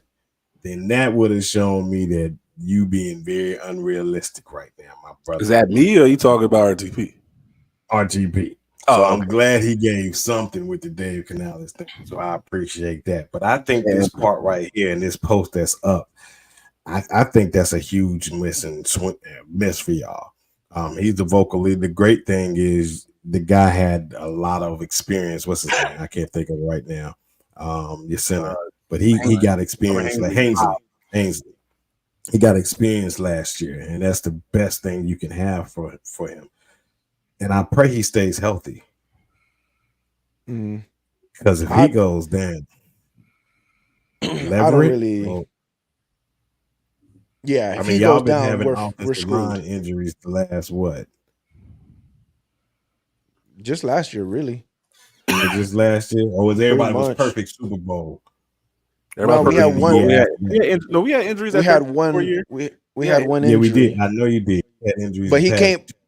But Stinney came in and he played pretty damn good. So but that was Super Bowl. Brian Jensen thing. Yeah. I will not discount this at all. And Mike kind of took the thunder of it. That if Ainsley didn't have to play a whole season already, you don't know what it's going to be. And the thing that works in Ainsley's favor is that he is more of an athletic lineman. That this zone gap reach thing that's what he did in Notre Dame. He's like I say, he's athletic. He doesn't do well with power straight up to him. So now that there's going to be a lot more moving with the line because Dave Canales talked about all the time. We want to get those rushers going horizontal before they're coming forward. So, like I said, it's going to be interesting to see because, like I said, he is an unknown commodity, right? And that's the part that there is that scariness of it. But, it's how much faith you have him. But when it comes to Ryan Jensen, it's sad because I think his career is over. I mean, he has no cartilage in his knee. He can't get surgery because they say if he gets surgery, it's actually going to be worse. And I'm not talking why I thought we need to draft a damn center in this draft, but we're not even going to go there. But, yeah. You were all over that. I never thought of him as our future anyways, to be honest. I looked at Ryan Jensen. I looked at Ryan Hainsey. Brings an attitude. He does. He does. I mean, he sets his own. Like that's a big. I always thought Robert Hainsey was going to take a spot anyways. I thought that was going to be one of those contracts where we're like, okay, we're not in that Super Bowl thing. Get him out of here, and we got Robert Hainsey and bring him in, and now that's our starter, and we're going to roll with him. I always thought he was going to take over. As soon as we drafted him, I was like, okay, he's probably going to take over Jensen's spot. So it does suck that he's hurt, but to me, I always felt like Robert Hainsey was going to be the starter anyways. Not if he was healthy, obviously, but as the future. So one thing, like I said, neither one of y'all really talked about or even said as a possibility. So both of y'all think there's no way y'all defense takes a step back. It took a step back last year. I mean, it wasn't as good, run blocking. I mean, stopping the run. I think that because now you have Devin White in a year, I think Devin White had close to, if not the worst year he's had in the NFL last year. So there was steps definitely taken back, and there is some concern, right? I mean, you got Logan Hall, which in my opinion, we still don't know him as a commodity. I'm very confident in Kalijah Kancey, even though he might start a little slow because he didn't play a lot of preseason due to that calf injury. But as a player, I think I think the speed that we added to the defense, Ryan Neal in the secondary, I think that's good. I think Carlton Davis, Jamel Dean are known commodities and are average to above average corners, and as a duo, one of the better duos in the NFL. So as a defense, and then like you said, Todd Bowles calling it. You can say you got tape on Todd Bowles, but Todd Bowles has been a wizard and still be able to be in that top tier of pressures and sacks damn near every single year. Now we have to get back to where we stopped the run, but our defense and we've been one of the better get off on third down type teams, but we also got to get the team to third down, which we had a little problem with, I think, last year as well. But, and again, I only think the reason why we took such a step back in stopping the run is because of our offense. Our offense was so anemic, it gave a lot of other offenses chances of continuing to trying to pound the ball against us, continue to try, because we were anemic as an offense and wasn't putting points on the board. And let the other offense just continue to try, and then they break one, and then continue to try, break one, and then break one, and then continue. That's the only reason why I think we took a step back. So when you say as far as taking a step back as a defense, in yardage, maybe in yardage running the ball, maybe in yardage throwing the ball, I don't know. I really don't care. As far as points, that's what I care about. And I think we can be either we'll be better at stopping them from scoring points. And if we do take a step back, we better have a bigger step forward in turnovers because of the other team having to score as well as keeping up with us, hopefully. So that's what I care about. As long as we either keep them 18 and a half and under, or if they are scoring a little bit more on us, that's because they have to score because of our offensive scoring. So that's what I'm hoping happens. So if we take a step back. Not an injury. I mean, not a concern right now. Who? Winfield's injury? I mean, I don't know what it is, how serious it is, but if he can't play, obviously that's a concern. That's a blow. Yeah. When it comes to Winfield, yeah, obviously he's one of the anchors on our defense. He's in his third year. Young player, yes, that can be a concern because we will be having Kevion Merriweather starting, which he ain't flash enough for me. They'll probably put Delaney. Nah, I don't know what they're gonna do with I don't know what they're gonna. But when I saw the practices, Merriweather was there with the first team defense. I saw some pictures showing him, not Delaney, back there. Well, Delaney started in preseason 3. I mean, that doesn't mean anything because Levante didn't start. Like, you know what I'm saying? Well, yeah, but I'm saying Winfield didn't play, and they put Delaney in for Winfield's spot. So that's what I think. They put D Delaney at both nickel and safety. I mean, they showed his flexibility of playing both, and that's the main reason why he made his roster. Exactly. Chris Izian's going to be our nickel, and he's going to be that quasi. He can do everything and special teams. I think he's going to be there as a backup. And if Merriweather doesn't come out there and look good, they'll probably switch him out, right? I mean, that's very much that could happen. But they think he's a smart guy coming out of Iowa. Those players are very cerebral and smarter, right? So they liked him a lot because they paid him a little extra money to come to Tampa. Yeah, you know, they were high on Jack Campbell, so they watched a lot of Iowa film, and I'm sure he stood out on that film. So just want to throw that out there. Good catch, T-Money. Good catch on that. All right. So any last words on the Bucks? Or are we gonna do these divisions so we can get out of here? Yeah, because Saints don't get you don't show up, you don't get broken down. He talked way too much shit to not show up, so he ain't getting that. You don't show up, you don't get nothing. If you leave, you don't get no more either. Now you can say I was gonna bet you, but you didn't show up. Oh man! All right, so we're not doing records because that will take all that damn night. We're just gonna do what your prediction ranking of this division is gonna end up being after week 18. Who wants to roll that dice first? I'll go first. Shoot. I'm gonna start it off with a bang. You already know. I'm putting Bucks 1, bro. I really think people sleeping on us. I'm telling you. Listen. Again, I think people sleeping on the run game that we might have. I think people are definitely sleeping on our weapons, and I think some people might be sleeping on Dave Canellis. I'm gonna just put my faith out there for Dave Canellis, and if it's right, we win in the division. If it's right, if Dave Canellis does his thing, we win in the division. And then after that, I'm gonna go Saints. I'm really trying to think, like, do I believe Bryce Young is going to get it together in the middle of the season? Because I do think you guys are going to struggle in the beginning. I'm going to give it to y'all. I'm going to give it to y'all. Your guys are third, and then I'll go Falcons. I just don't like the Falcons. I'll go Falcons 4th. Next. I'll go. Shoot, y'all looking like y'all. I'm ready. First, the division winners. The Carolina Panthers. I'm happy I went first. Second.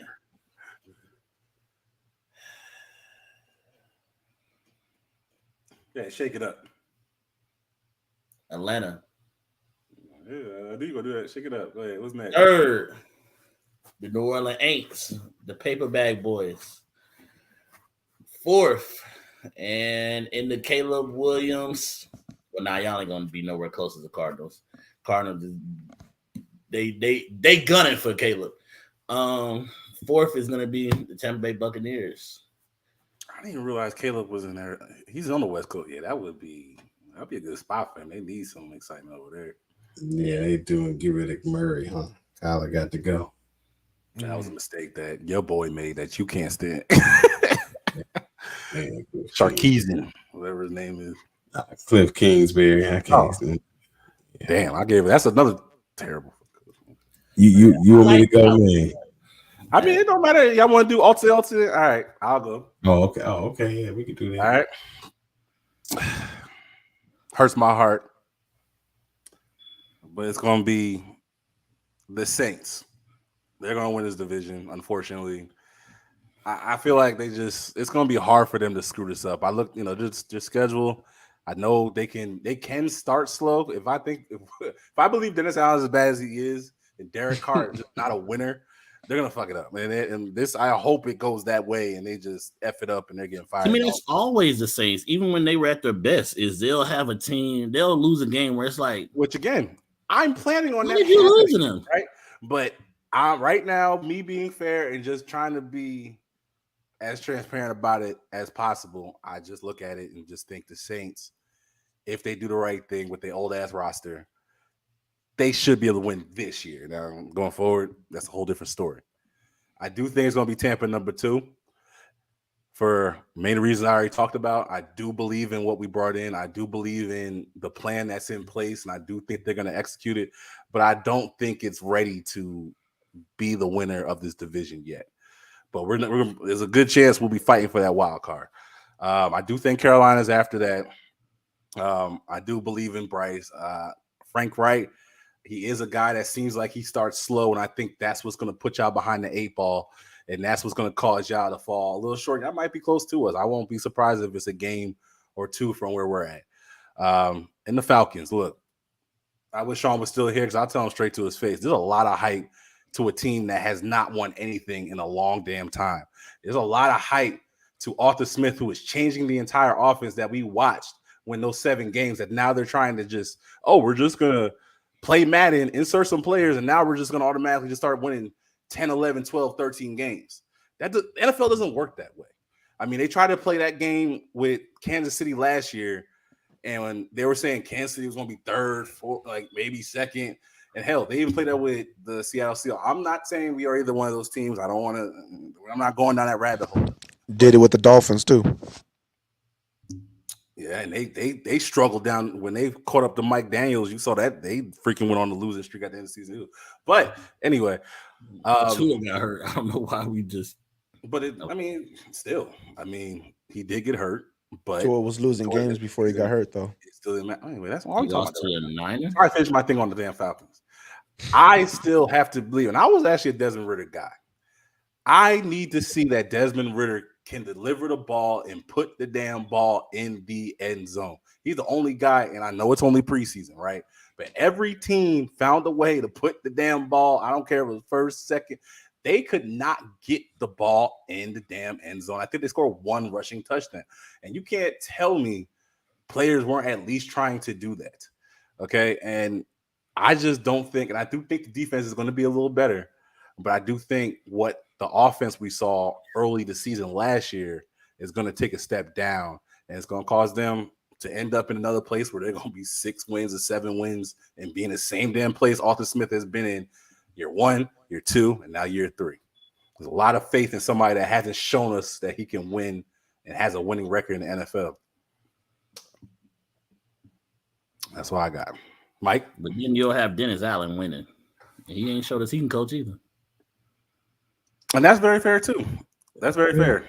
I mean, you're right. And I think that's why it's shaky for me feeling like the Saints are going to do it, because I do like their roster. I don't like Derek Carr. I do not think he's a winner. I think they put him on this pedestal that he has not earned. And it's just hard looking at looking at the players, the teams they're playing, the experience they got. It's hard for me to think that they can't at least get 10 wins. Like, I looked at their roster, their schedule, and I'm like, they got to get at least 10 wins, or not at least. They should get about 9 to 10 wins off that schedule. And I think everybody else might fall a little short and they also have a system in place that's been already there. Pete Carmichael's been there. Dennis Allen's been running that defense. No other team has that, camaraderie in this division. So Pete Carmichael ever ran it as well as who we got it from? But I'm not sitting here saying they're going to win 13, 14 games like Peyton. God damn it. Sean Payton used to do. I'm definitely not saying. I'm saying this year they're gonna stumble and just accidentally win the division. That's why I feel like I think they're gonna stumble and accidentally lose some games, and it starts. I hope you're right. I hope I'm wrong. I promise you, I hope I'm wrong. And we'll be right there to be like, thank you. Yeah, right. And I think it starts with going against King Henry and Hopkins in week 1.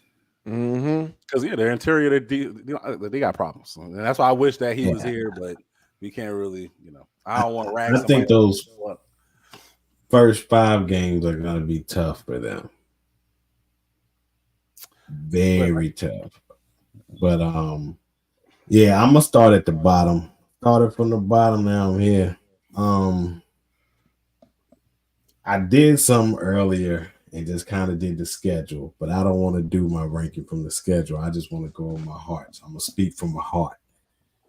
All right, I'm gonna start with hold on. I got you. Go ahead now. All right. I'm gonna start at the bottom. I think this team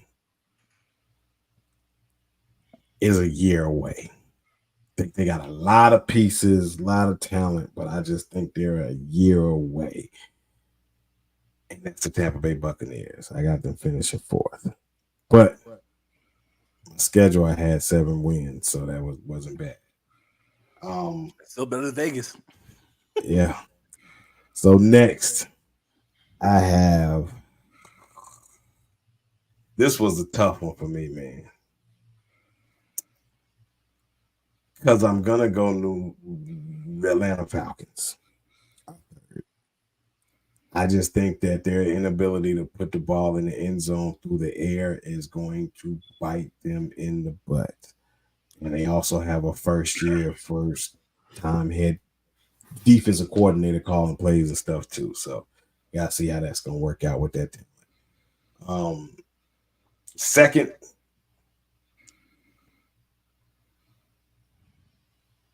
Carolina Panthers. It took everything in me not to put us first because I believe Frank Reich can get this done year 1 like he did with the Colts. But it was just so hard, man. I know Frank Reich starts off slow, and just like RTP said, I don't know how long it's going to go. And I think some of those games early in our schedule we need to win because they were, I think, a little bit more favorable. But I don't know if we're going to be able to do that. So, but we're going to hit stride and we're going to go finish strong and take second. But the New Orleans Saints schedule, man, it's just kind of set up for them, and they have everything. It's the cohesiveness. They got guys, and I know it may not have been Sean Payton-esque, but they did finish 7-10 with their backup quarterback, who ended up being their starting. And now they believe that they got a better quarterback with some additional pieces with Chris Olave and Shaheed growing. They got more depth at running back.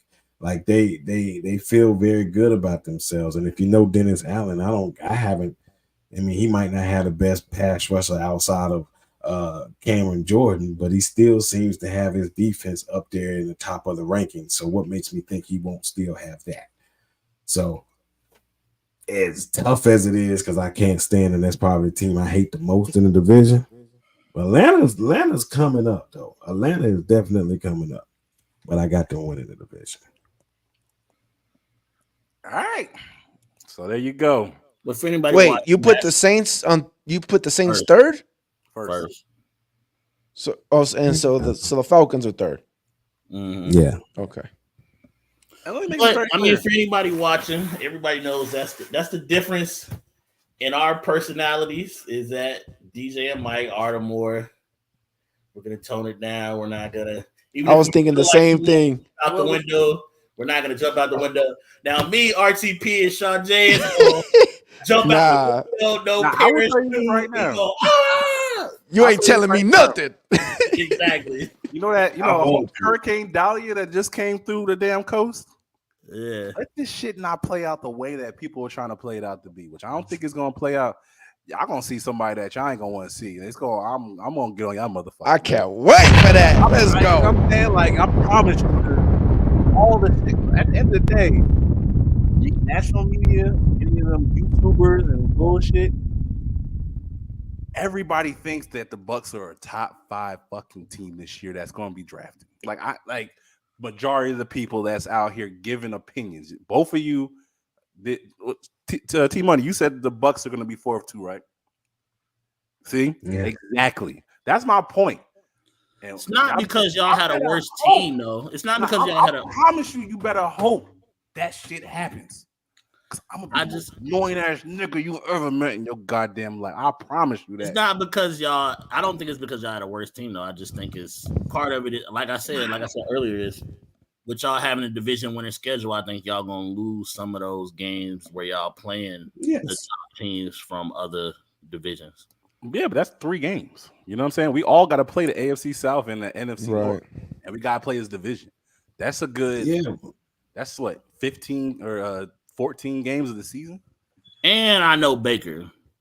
Baker has to start for y'all to do anything this year. Baker has to start fast. If Baker has a rough 1, 2, 3 games at the beginning, I'm gonna tell y'all just put Trask in at that point. I don't even think we're a bad team. I think we're an average team. But I'm saying Baker is as good as his confidence is. So if y'all start out like y'all play Minnesota right first. Yeah. If y'all upset Minnesota and Baker had a pretty decent game, don't show up for that week. I'm telling you. You think y'all say I'm very conservative right now? I'm telling you right now. And like I said, I think we're. Go ahead.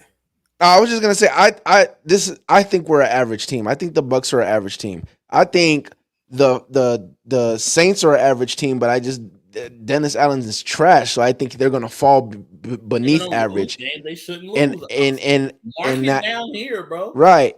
And I honestly don't think the Falcons or the Panthers are a good team, and that's why I think we're gonna win the division.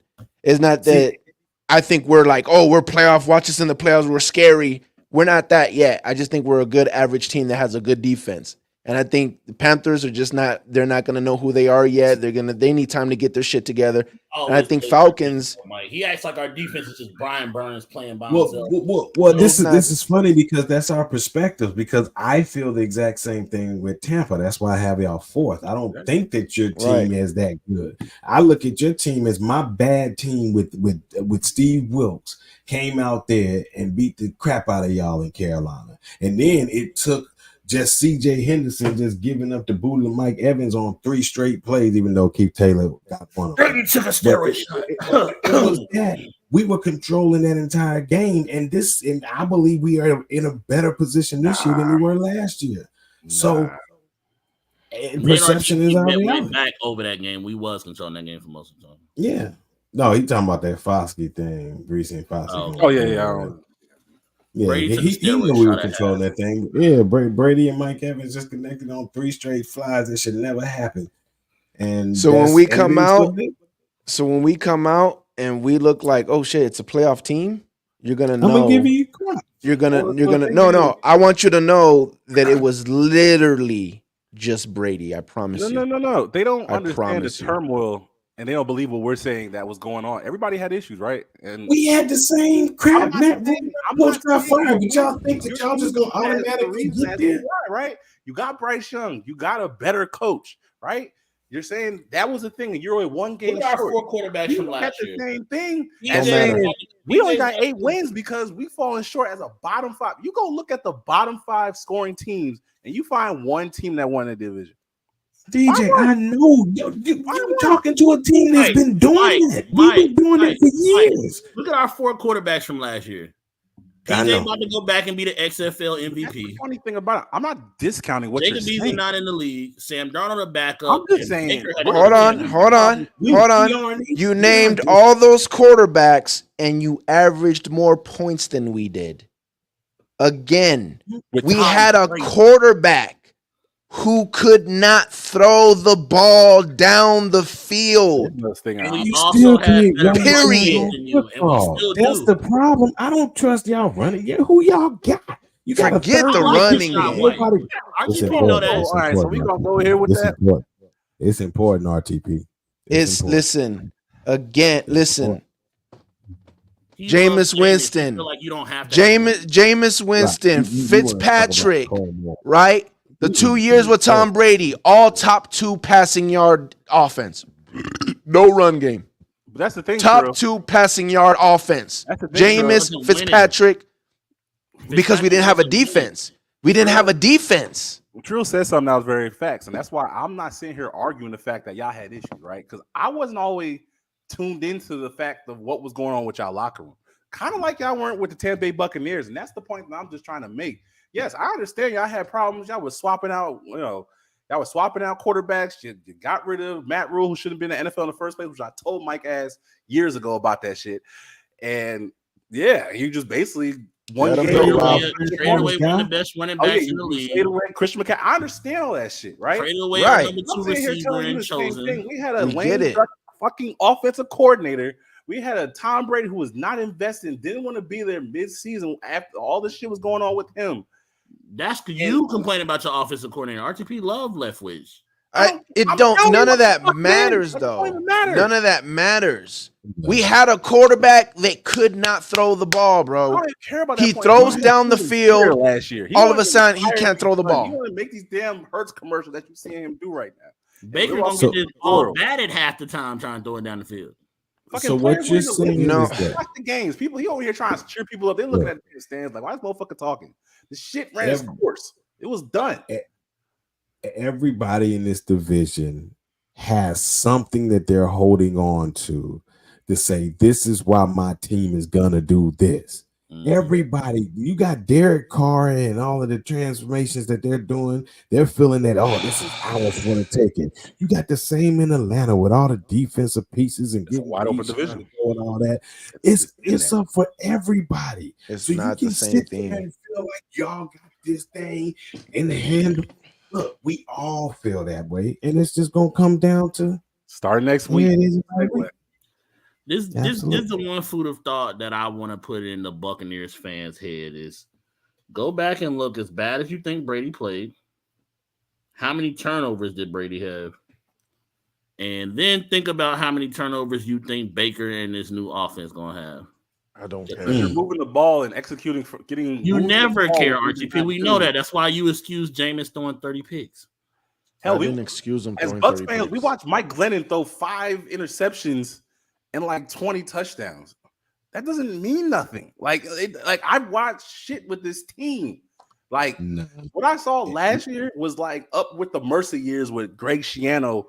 There was just no camaraderie just going on with that team, and it was just.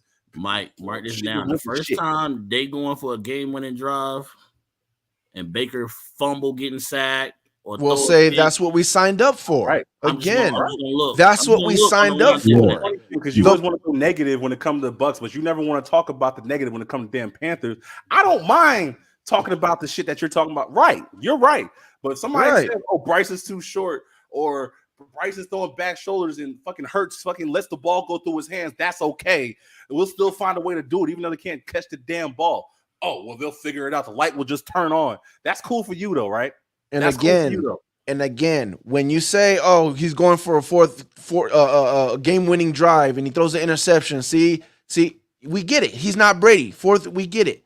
But when we have games, when we win by 10 points or win by two touchdowns, we're going to say, see, we weren't able to do that with Brady. We never, ever did that with Brady. We were never able to go ahead, except for the Carolina game, where he magically was able to actually throw down the field. But that's what I'm saying, bro. Like, he physically didn't have an arm last year. But I love the fact that you are saying the lead. You're just already anticipating that this offense is about to be phenomenal. You just heard him. 10 always, bro. Touchdown lead. I'm not seeing that again. With Fitzpatrick, with Jameis, with okay. We'll see. The last time with Mike Glennon. Your offense was not dynamic that year. You did average more points than you did last year. Thank you.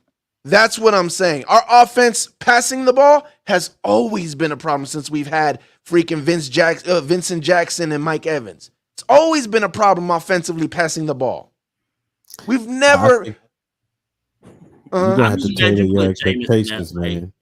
Y'all are gonna run the ball just as much as you throw the ball, or close to it. Maybe it's gonna be maybe a 60-40 split. I don't see that's Baker and that's David Canales. They was running the ball damn near even in Seattle.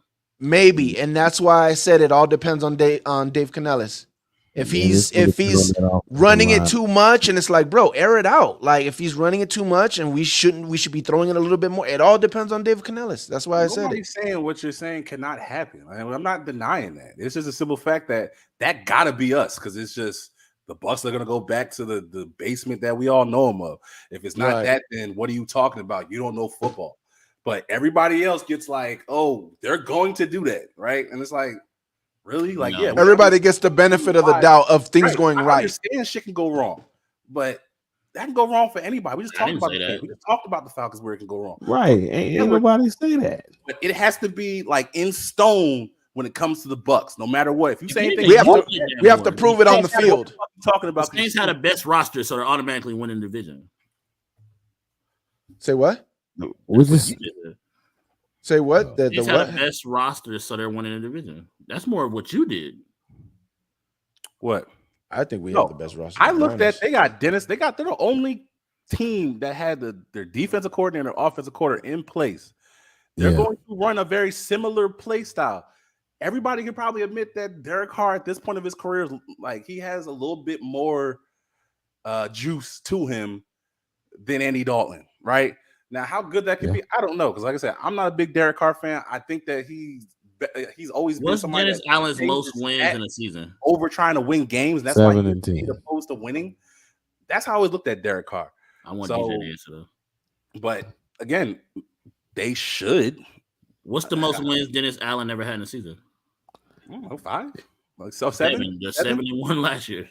Yeah, I mean, he know that because we talk about Dennis Allen with the Raiders and his terrible. And then Derek Carr already got Dennis Allen fired once. Yeah, but you talking to me like Mike picked the Saints too, because it feels like they should trip and win it. We want them to do it? Hell no. It's just the continuity, man. They already have been working, and I just feel like that gives an edge because we already have our system. These guys have been doing the same thing. The same way you and somebody else said we can study Todd Bowles' defense. Pete Carmichael, Sean Payton's offense been in the league how many years now? Yeah, but Pete can't run it like him. And we're not. Yeah, that's my concern. Top tier, offense. But we can't also unsee what we saw in the preseason, right? It looks like they're on the same page, which comes with camaraderie, having the same coaching staff there. And yes, you are inserting a veteran quarterback. And he should look okay. I understand it was a lot of more dicking and dunking, but as they were playing, I thought the offensive line was going to be terrible this year. They even looked like they were kind of in sync. Trevor Payne, who I can't stand, looked like he did okay. Yeah. A lot better than I expected. I do think their D-line is going to be a problem. I don't believe in their interior. I don't believe in that Brian Breesy, a Foskey month. I don't believe in either one of them. Cam Jordan's old.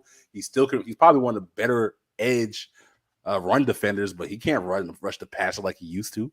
Like, they have issues. I mean, everybody got damn issues. They just cut Bradley Roby, and they secondary already. But they got corners. I like Paulson Adebo. I like that Dallas Smith kid. I like Marshawn Lattimore. They got guys over there. But look, like my man said, Panther Nasty. Shout out to Panther Nasty. The division is wide open. And that's all it boils down to. And everybody can have their opinion on it, but we're going to see it play out. Because mine was close. I had 10-7, 9-8, 8-9, 7-10. Oh, it's going to be how the division fell. It's going to come down to. But yeah, everybody's going. As far as somebody who else run a roundtable, Louis T. If you ever watch this, I got smoked because he had the Saints running away with the division, 4-5 wins. I said, all right. Yeah, let's go ahead and wrap this up, man. Appreciate all y'all. We plan on. I think we're gonna do a couple shows going forward, so we're not doing these 2-hour things. Maybe Monday, Wednesday, or I know RTP mentioned Friday. We'll figure it out. But we definitely appreciate everybody that came in and out the damn chat. All the people that were commenting. Don't forget to like, subscribe, share all this stuff, and watch out for all of us. We're gonna be, we got a matchup first week, so we're gonna have that. Well, if we can get Sean J back. I don't know what happened to the fact where he felt like, why? Because I muted him. So I'm about to find that out later. But you already know it's your boy DJ with Big Talk Sports. And I'll let everybody else do their little thing, man. Sean J, brother, we missed you. We missed you, big dog. Yeah, man. That was unnecessary. Yeah, man. This your boy Mike Riggs, man. Carolina Panthers representative. Thank y'all for tuning in. Good night. It's late. Much love. RTP. I did all this talking. I don't want to talk no more. PR podcast. You already know Peter and Red podcast.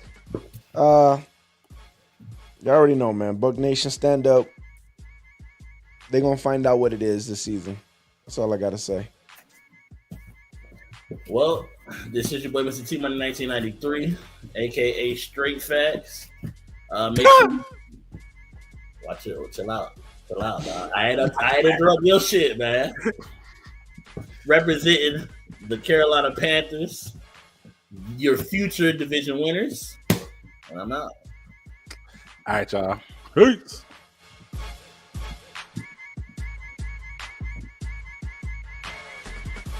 All right.